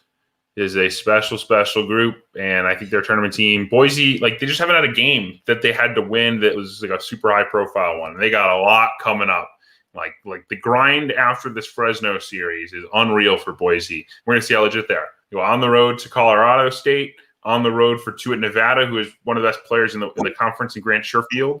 Then you got 2 home games against UNLV. That's your break. UNLV's got 2 of the best players in the conference in Hamilton and Jenkins. Yep. And then Utah State and San Diego State to close it out. So going to be a grinder. We'll see how they handle it, but they've taken care of business, and they have a second gear, right? They've had games where they sleepwalk for 30 minutes or struggle like they did kind of early in this game against Fresno, but then they know how to put it on. They finish games, and that's what matters when you're trying to win. Yeah, it looked like a 3-person race with the outside 4th with Colorado State, but San Diego State, Boise State, and Utah State look like they are playing at a super high level. When San Diego State gets back full strength, could be interesting to see who is the team, or there is 2 teams in that league. Last region before we bring on our guest in the next 3 to 5 minutes. So the WCC, Big Sky and Big West. We'll start with the Big West. Not a lot of games that have been played in this league for everyone, but shout out to Bakersfield. They're 5-1. They're not undefeated. Irvine's undefeated at 2-0. I think you were going to mention one of the teams that hasn't played, and feels like since December, I believe. But Riverside's 3-1. Cal Bakersfield is 5-1, coming from the WAC, led by Rob Barnes, and then UC Irvine. So I'll let you take it away, and then we'll go to the WCC. Yeah, Riverside and Bakersfield have been great stories, but one great story that it's worth watching. UC Davis. I mean, it's kind of a race against the clock now. The county didn't let them play after December 4th when they beat William Jessup in non-D1. All right, they waited out. 47 days later, they're going to tip it off on Friday, January 22nd, so tomorrow against UC San Diego. And it's a race to get to the number of games they need to be qualified for the NCAA tournament, to get to that 13. We'll see if they can do it. I think we're rooting for them, and it'd be a great story if they could. Yeah, let's go straight to the Big Sky. We'll go WCC last. Balanced league, very balanced league, I think is the thing I would see with the Big Sky, right? I mean, I think Weber State is going to continue to improve, quite frankly. I love their talent level. They've had some issues on the defensive end, which I think is understandable when you're playing so many new guys. I mean, they have so many different guys you just haven't seen play. But they've won 3 in a row. I think they're starting to get a click in here, and they have a huge series kind of starting tonight against Southern Utah. That could be for the conference race. I mean, it's exciting. And Danny Sprinkle deserves some love. 4-0 in the league. Montana State in year 2. They've brought in some very good players. Xavier Bishop, a point guard who was at UMKC. Some JUCO guys that have been really successful for them on the wings and up front. I mean, he didn't inherit a ton, and has really got him moving in the right direction. So Danny Sprinkle deserves a lot of credit for what he's doing in Bozeman.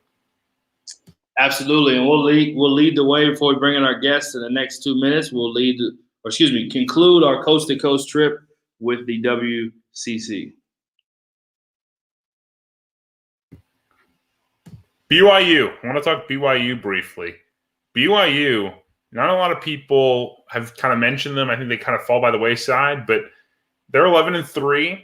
They have a win at Utah State that is currently aging like a fine glass of wine. They got a road win at San Diego State. That's a terrific road win. They won on a neutral court against St. John's. They won on a road win at St. Mary's. I mean, that's impressive stuff. And the biggest thing, it's a clean resume right now. They have not. They lost to USC, Boise, and Gonzaga. Pretty understandable losses. So it's a very, very good BYU team that I think will be, in contention for an at-large bid. The big thing for them, you're just keeping that clean resume. Can you avoid a stinker on the road at Pepperdine? Can you avoid a stinker on the road at San Diego? And it's tough. And with the league getting better, I think it becomes increasingly more challenging to do that. Other team I'll shout out, Pacific. 5-1, 2-0 in the league. I know they've had some COVID issues, but back at it and swept a series or 2 games last weekend against Santa Clara and Loyola Marymount, 2-0 in the league, and they get rewarded with a Saturday matchup at Gonzaga. So we'll see how that handles Spokane. Quite a reward. Well, we're excited. We have 2 Missouri Valley coaches on to end tonight's Coast to Coast episode. We are really excited to have Missouri State assistant Jace Harrell on. He was a head coach in junior college. He's been an assistant at the top junior college, arguably program in the country at South Plains. He's been an assistant at Colorado State. He was the interim head coach at Colorado State, and now he's doing a tremendous job and a big part of why they're winning under his great head coach, who he'll talk more about when he comes on. But without further ado, some more of Missouri Valley's finest. At least I should say that anyway. What's up, Jay? There you go. What's going on, guys? Not much, man. Appreciate you jumping on with us today in the middle of the season. I know it's a crazy, crazy season, man. Before you talk about the team and how successful it's been, how crazy has it been in coaching this madness? Tell us the real. Yeah, it's been interesting. Obviously I know how we feel as coaches every day with the uncertainty, so you can only imagine how the players feel. But guys have stayed positive. They stayed ready. It's just been a process. We made it right up until the day of our first game at the start of the year, and we found out that day we had some positives, so then we went on the pause and missed 4 or 5 games that we had scheduled, and then we got back right before Christmas, played a couple games, and then got into league play, played our first 4 games of league play, 6 games of league play, and then we had a pause from some other teams in our league that we were supposed to play, so we had to find a non-Division I that we played. So it's been a whirlwind for sure. I'm just we're fortunate. We've played 10 games, so we're excited about that. Yeah, and Coach, you've done pretty well in those 10 games, 9-1 now on the season. I think probably one of the bigger surprises. I know everyone has talked about Drake and the surprise they've been in the Valley, but to be 5-1, I don't think many people, would have expected that. And I think really where it starts has been the growth of Isaiah Mosley. Can you just talk through his development and how he was able to take such big strides despite this being such a weird offseason, now having those opportunities to be maybe have a normal offseason of prep? Yeah, no, Zay's been he's been great, man. He he came on really strong for us in the league last year as a freshman. Won a state high school championship on our floor out here. Played with Jamonte Black, who's also on our team, played for Mocan. He's played for good programs, good coaches. And the thing about Zay and his progression has been he just lives in the gym. I mean, he is in the gym all the time, and he's always wanting to get better. He's always working on his game. He's got some people back there in Columbia that helped him get in the gym during all this stuff that was going on throughout the spring and summer. And then once we got here and we had access again, he literally lives in here, and he sleeps it, he drinks it, he eats it. So it's been awesome to see his progression, and he's being so efficient doing it. He's shooting threes, he's shooting layups, and he's getting fouled.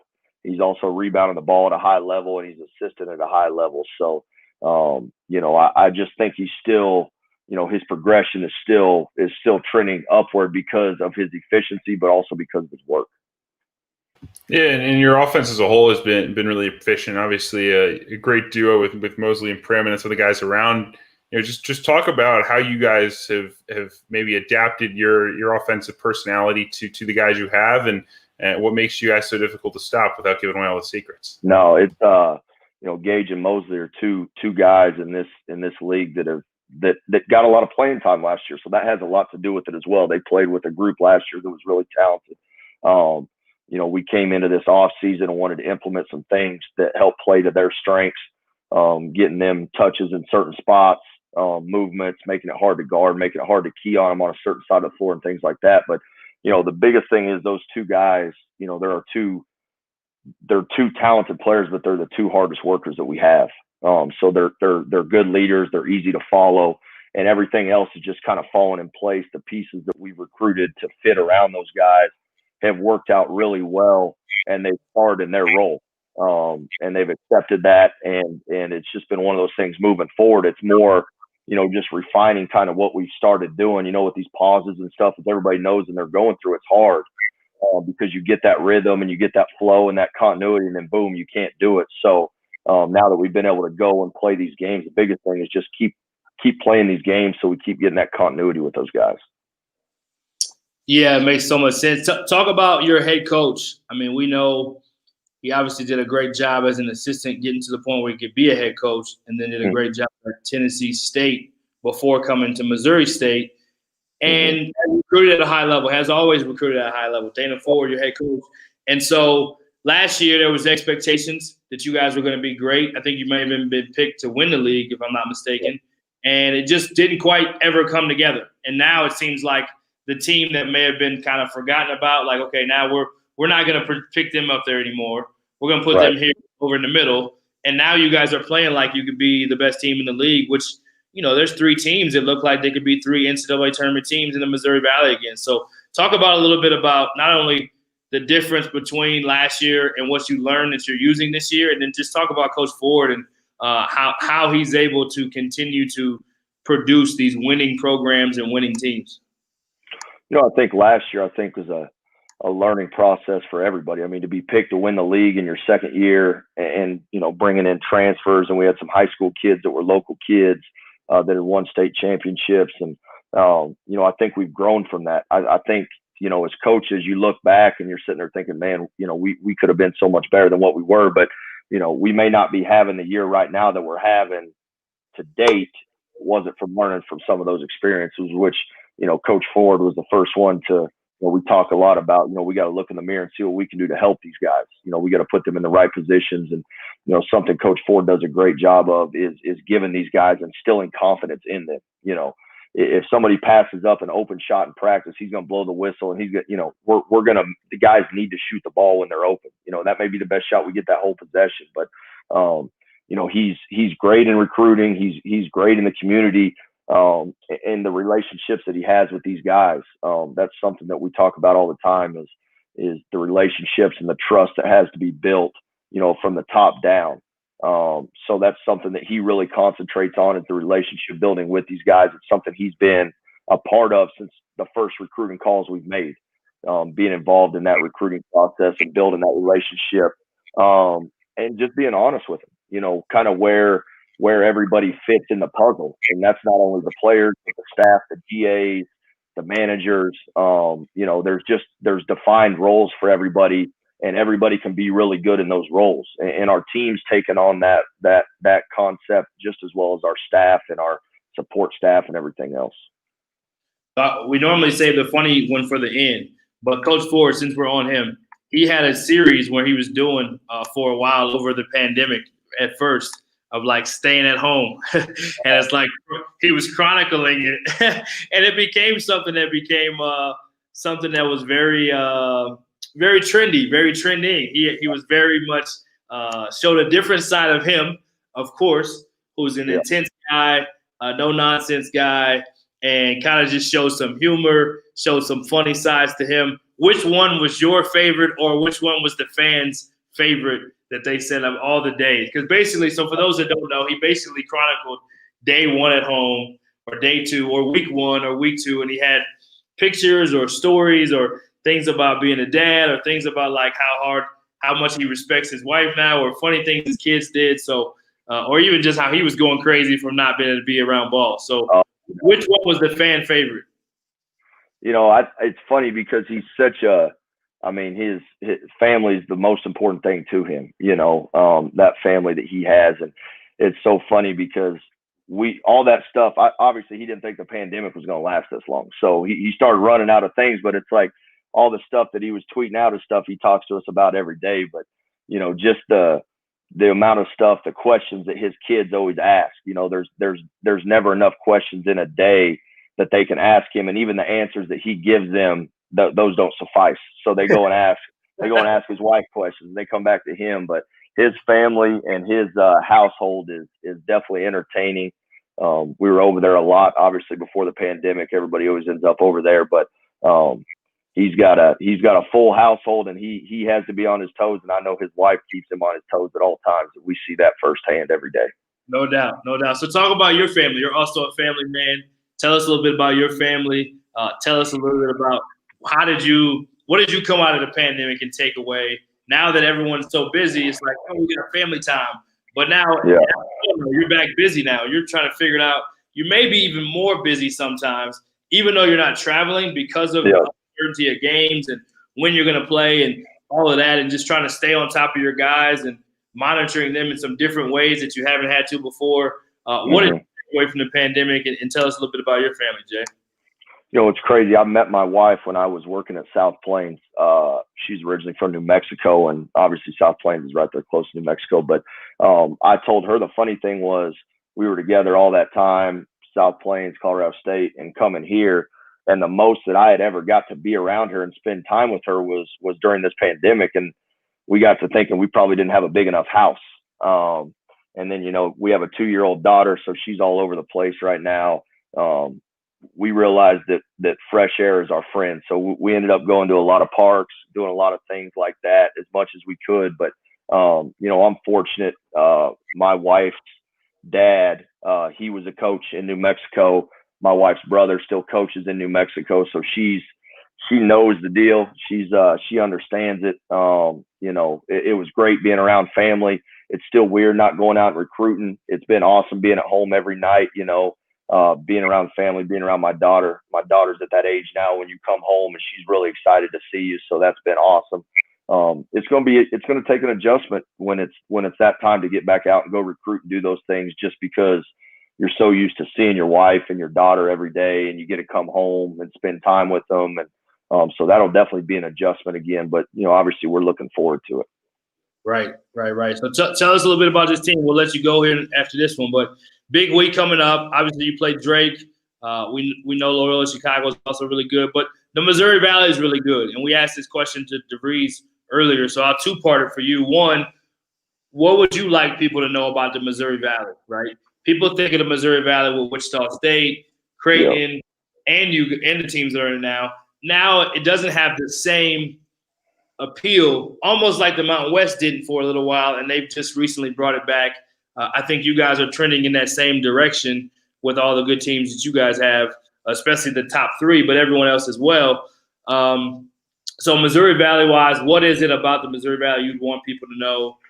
And then what is it about this team that you love that maybe the stats don't show, or maybe the we don't get to know as far as, from our point of view? Right. I would say, I've been at this level now this is my 5th year. But the Missouri Valley is probably one of the best scouted leagues I would have to feel like that I've been a part of, as far as when we play, each other. Everybody knows what the other person's going to do. And they're so assignment correct and everything. You've got to be really sound and fundamental, and you got to value the ball because the possessions are limited. Everybody's so well coached. It's a physical league.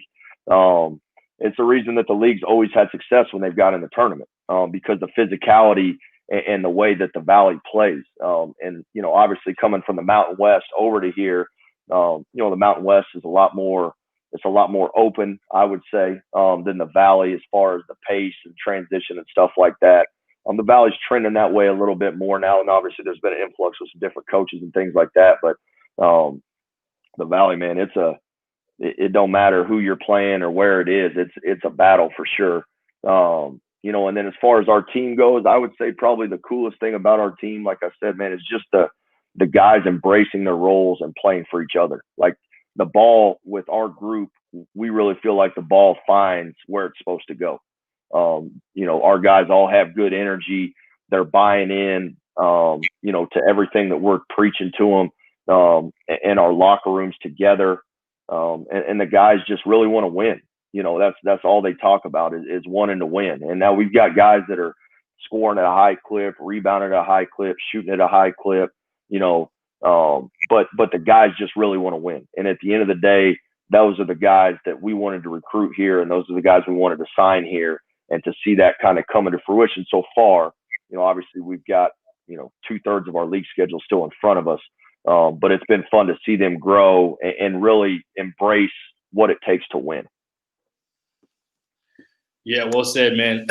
Excited for you guys, man. Obviously, as somebody I've coached against firsthand in the Mountain West, and somebody I have the JUCO respect and love for, man. You do a great job of what you do. Happy for you. Glad you got some more family time as a man who has a new family. No doubt. Keep up the great work. Tell Coach Ford we look forward to having him on down the road. We know he's a friend of, or at least a friend of mine. Probably not a Kevin's. Kevin hadn't written enough good stuff about him yet, but Kevin will work on that. There we go. Kevin will work on that, and then we'll get Coach Ford on. But good luck the rest of the way, man. Stay healthy and keep up the good work, man. Thanks for having me on, guys. Go Bears. Yeah, thanks so much for coming. Hey man, if they beat Drake and Loyola, I'm gonna have plenty of nice things to write. I'll say that. We'll give it a shot. There's your bait. Now you got. Yeah, we'll give it a shot. Thanks so much for joining us.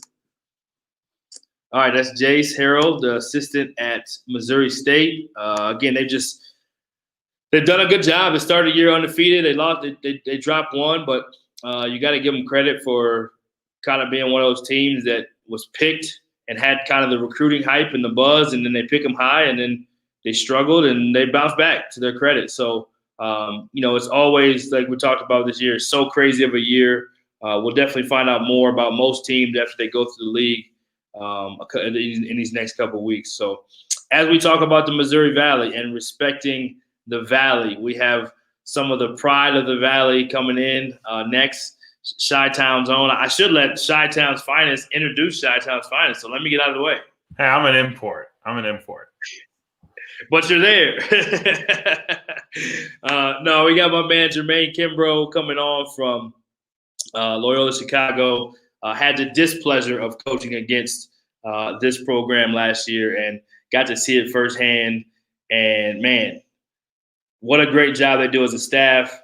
What a fun little mid-major program. I shouldn't say little. What a great gym. What a great setup. Obviously, we know the city, the tradition, but you can feel it. They love it there, and they built this into a really special mid-major that's obviously went to the Final Four, and they kind of have that expectation that they want to do things that are beyond what people think they should do, like they did that year. So without further ado, we'll bring in JK.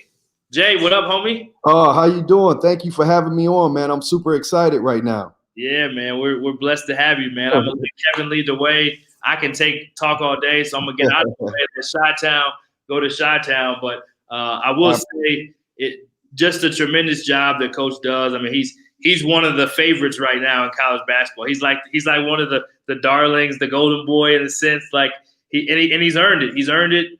I got to see him at a coaching clinic in Texas before he played you guys. Yeah, you talk about energy and detail and just joy, like a different type of fun that he loves this thing. He's like a basketball nerd that has a little bit of swag and has a lot of fun with it, and he's kind of cool too. So it's like, wait a minute, they got you all in one. Right. You hit Coach Porter right on the head. I tell you, man, he's a basketball junkie. His energy is, I got a 7-year-old son at home, and his energy is, he might be up to 1, 2 o'clock in the morning. I got to make him go to sleep. And Coach is, a guy that's all day, all night basketball junkie, and it's been a tremendous honor, to be here and just to see, the details that go into, getting to a Final Four, and the details to winning back-to-back championships, and how he prepares is second to none. I mean, he's elite, and it's not too many coaches. I've been in the business for 21 years, and to run an elite two-way program. We do it on the defensive end. We do it on the offensive end. We execute on the offensive end of the floor better, the best I've seen, really. And, he's done it for the last 5 years offensively, and he's done it defensively. So he's really taught me a lot. And I tell you,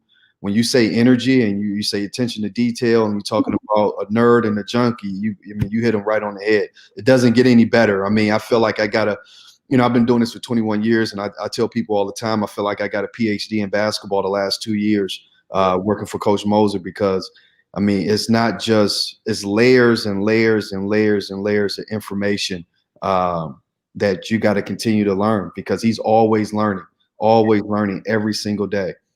And he that's the reason why we got a great staff, because our leader is everything that you think he is. That's who he is. Yeah, probably a little bit more. Yep.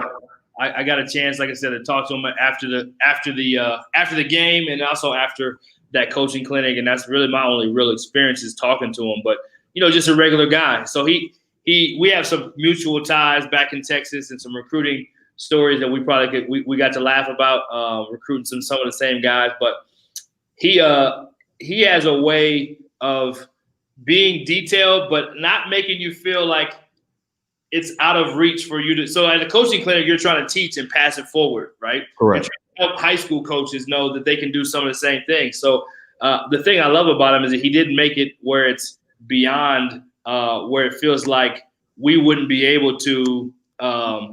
People wouldn't be able to get it. I think that's the point. He can make it every day. He's still a regular person, which I respect so much about. But man, he's good at this basketball thing. And he talked about, Rick Majerus, when you have mentors, and you'll be the same way when you're a head coach. Rick Majerus as a mentor, well, that's how Rick Majerus was. I mean, he was a walking clinic, encyclopedia, tactician, teacher. Like, I worked at Utah. I got to hear the Majerus stories over and over again. And right. So he's a guy who took from him. So you'll be similar when you get your opportunity. So talk real quick before we talk about the team.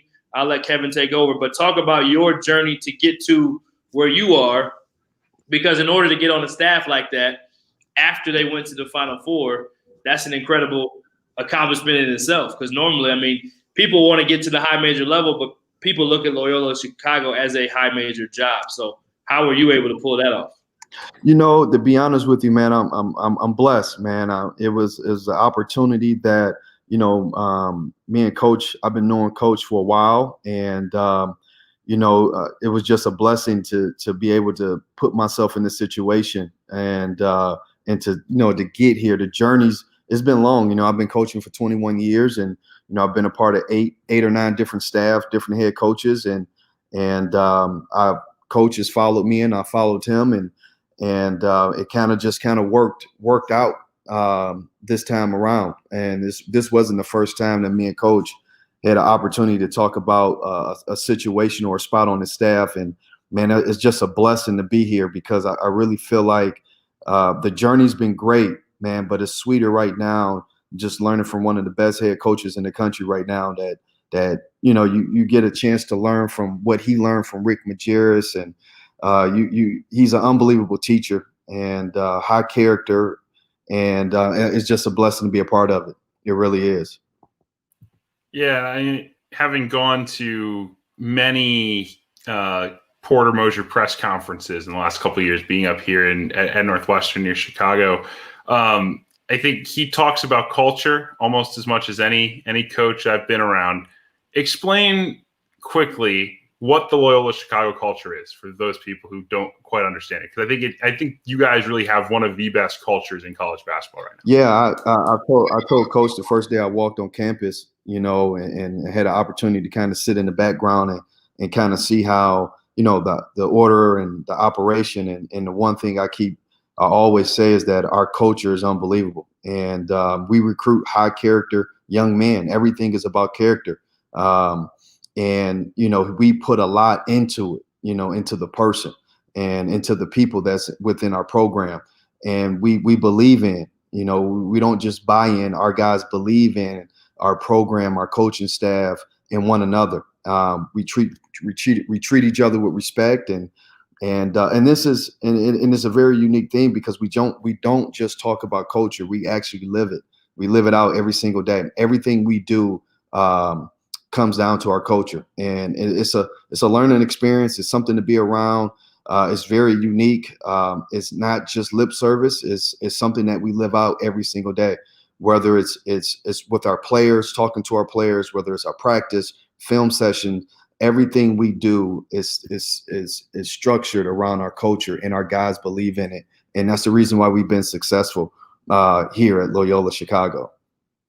I think a guy who kind of essential in that culture is Cam Krutwig. I mean, I've seen him blossom as a leader over the last couple seasons and just grow his game in a different way every single year, which has been so much fun. Talk to me about what makes him a unique player, both on the court and off the court as well. Well, I tell you, Cameron is the the IQ piece of Cameron Krutwig. His IQ and his intelligence on the basketball court is phenomenal. It's second to none. And I mean, he's a coach on the floor. He's a leader. He's an emotional leader for this team. He knows everything about our program. You talked about culture. He's going to hold you to the culture. He's going to hold you to the standard. And he knows everything about our program. He can actually coach the team if he wanted to, because that's how smart and intelligent he is as a person. But you'll never find a better person off the court. When you think about success, I mean, anytime you're up there with Larry Bird and Hershey Hawkins, and then you got Oscar Robinson in the Missouri Valley, and Cameron Krutwig is the fourth player ever in 100 years of the Missouri Valley, to have 1,500 points, 800 rebounds, and 300 or 400 assists. And I mean, he's up there with Larry Bird, and that should tell you everything you need to know about who he is as a person and as a basketball player. And it's a reason why they went to a Final Four when he was a freshman. And he had a big part of that. And he's the reason why we're having success right now, because he's our leader, and he knows he's a winner. He's a winner on and off the floor.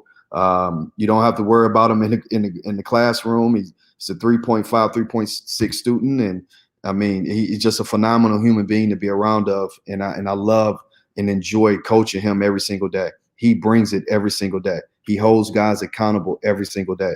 And that's our culture. And that's the reason why we have strong culture, because our guys are bought in that way. I also think one of the things that has been a big reason for your success for the years is how connected you guys are on the defensive end, just executing game plan. Can you walk through why you guys are so good on that end of the floor? Well, I tell you, because we spend a lot of time on it. I mean, everything we do is detail oriented defensively. We always, that's part of our culture. It's a staple of our culture, something that, our guys believe in, and we take pride in it every single day. Coach Moser gets calls every single day about our defense, our offense. And I said it before, we're a two-way program, but we spend a ton of time, and we got a great defensive coordinator in Drew Valentine who handles our defense on a daily basis, and he does a phenomenal job. And I tell you, we are connected as one on the defensive end, but our communication, everything we do defensively stems from, our culture wall. And we have these little terms on our culture wall, whether it's reach for the lights, through you to the rim. These terms, these culture terms that we use on a daily basis to teach our guys how to play defensively. They believe in it, and I'm pretty sure if you know your history and you've done your research, they talked about this a lot. You can pull it up on the YouTube, our right. Culture wall, and he coaches from that every single day. It's not one. Everybody speaks the same language defensively. Everybody speaks the same language, and it's gotten us through. It's the reason why we win, because we just add layers and layers of culture. And that's the big piece why we've been so successful here.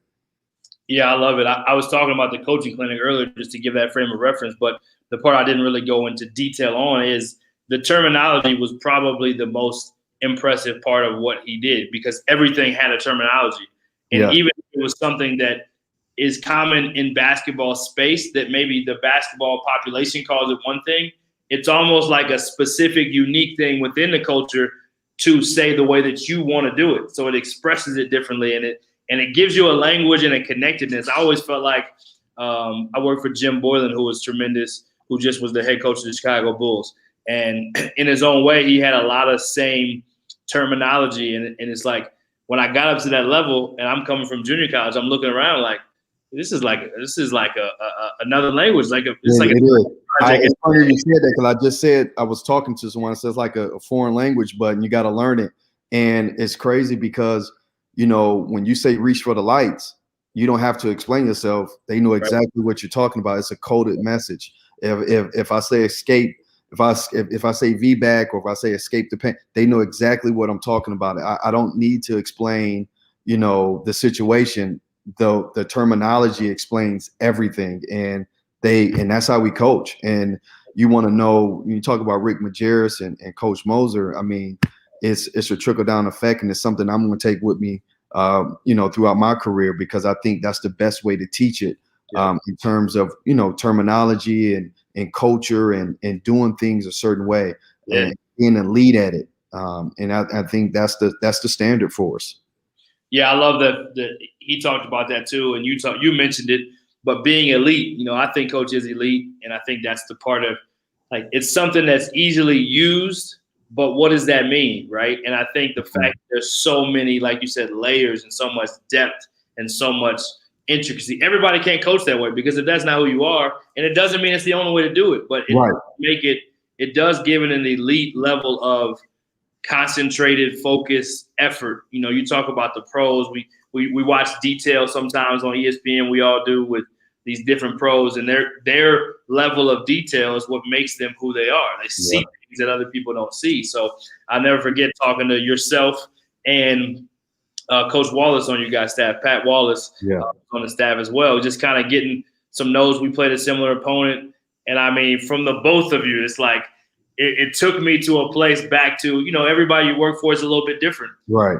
And so at that time last year, my guy wasn't on the same level of details, which is no problem to that. But it took me back to a place like, yo, man, I remember these days where scouts were like, you know, 20 pages, and you know every single play and the counter to every play. And I mean, the level of detail.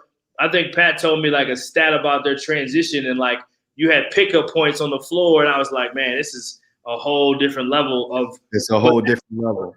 That's what makes that program so unique. And then, like you said, a two-way program. I've never heard of that terminology, but to be able to play as efficiently as you do on the offensive end, which is a difficult style. Krutwig is basically, for those that don't know him, he is mid-major basketball's Yannick. Okay? Right. Denver. That's who he is. He is that good of a passer, that good of a threat, that good of a post-up guy, that smart of a player. So when you have him at the elbow and you got splits going every different direction, and you got him who can keep it or him who can back you down, it's like, pick your poison. Like, what? And then on the other end, you had to literally earn every single basket. So again, I had to go on my little. Well, and it's, you know what, I tell you, this is, it's hard to find diamonds in the rough like Cameron Krutwig. They don't come around too often, and you gotta do everything you can to utilize them and to get the most out of them. And I tell you, it's the reason why our program is where it's at today. And his name will go down in the history books, and not just as a basketball player, but as a person, and what he means to this community and to our university, and just being the face of it. And he's done an awesome job of representing this university and this basketball program. Yeah, well said. Well said. I'll end you with this one before we bring Kevin back in. So funny story. So you got to think of one if you got one. Think of a funny story. I'll give you the preloaded one.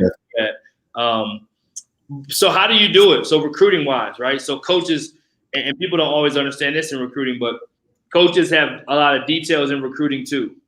Correct. A coach that is detailed is not going to change for recruiting, and all of a sudden he's not. So from your visits to your phone calls to your Zoom calls, I'm sure are like executed to perfection.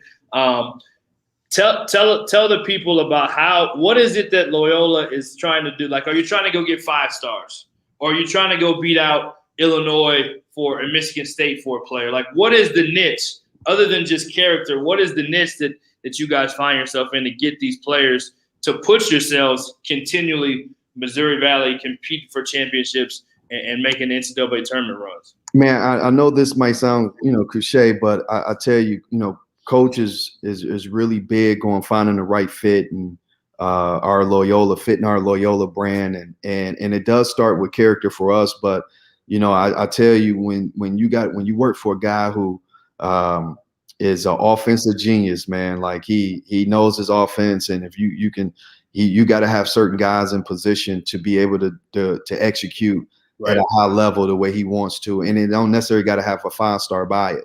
It just got to be a guy that believe in what you're doing.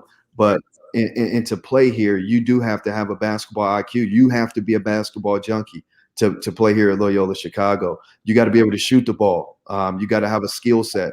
And that's something that we take pride in, bringing guys in with a skill set, that's high character with a high basketball IQ. Because if you watch this play and you played against us, we don't just run, 1, 2, or 3 different actions. We might be 25 to 30 different actions in a game, and you got to be on point and you got to be sharp. And that's what coach wants. He wants guys that want to continue to learn and develop and love basketball and want to talk basketball and eat basketball and want to work out. And, we got to have those type of guys in our program. And you don't have to be a 4-star or 5-star. And we just got to do a great job of finding those diamonds in the rough that can actually come in and help us continue to compete for championships. And that's what we're about. I mean, it's simple. It sounds simple, but it's actually pretty hard to find guys and recruits that do operate at a high level. And I tell people all the time, our team GPA is a 3.6. Right. Our team GPA is a 3.6, man. I tell you, we got future doctors and businessmen and, guys that, might not all of them might not play in the NBA, but they might be CEOs of their own company.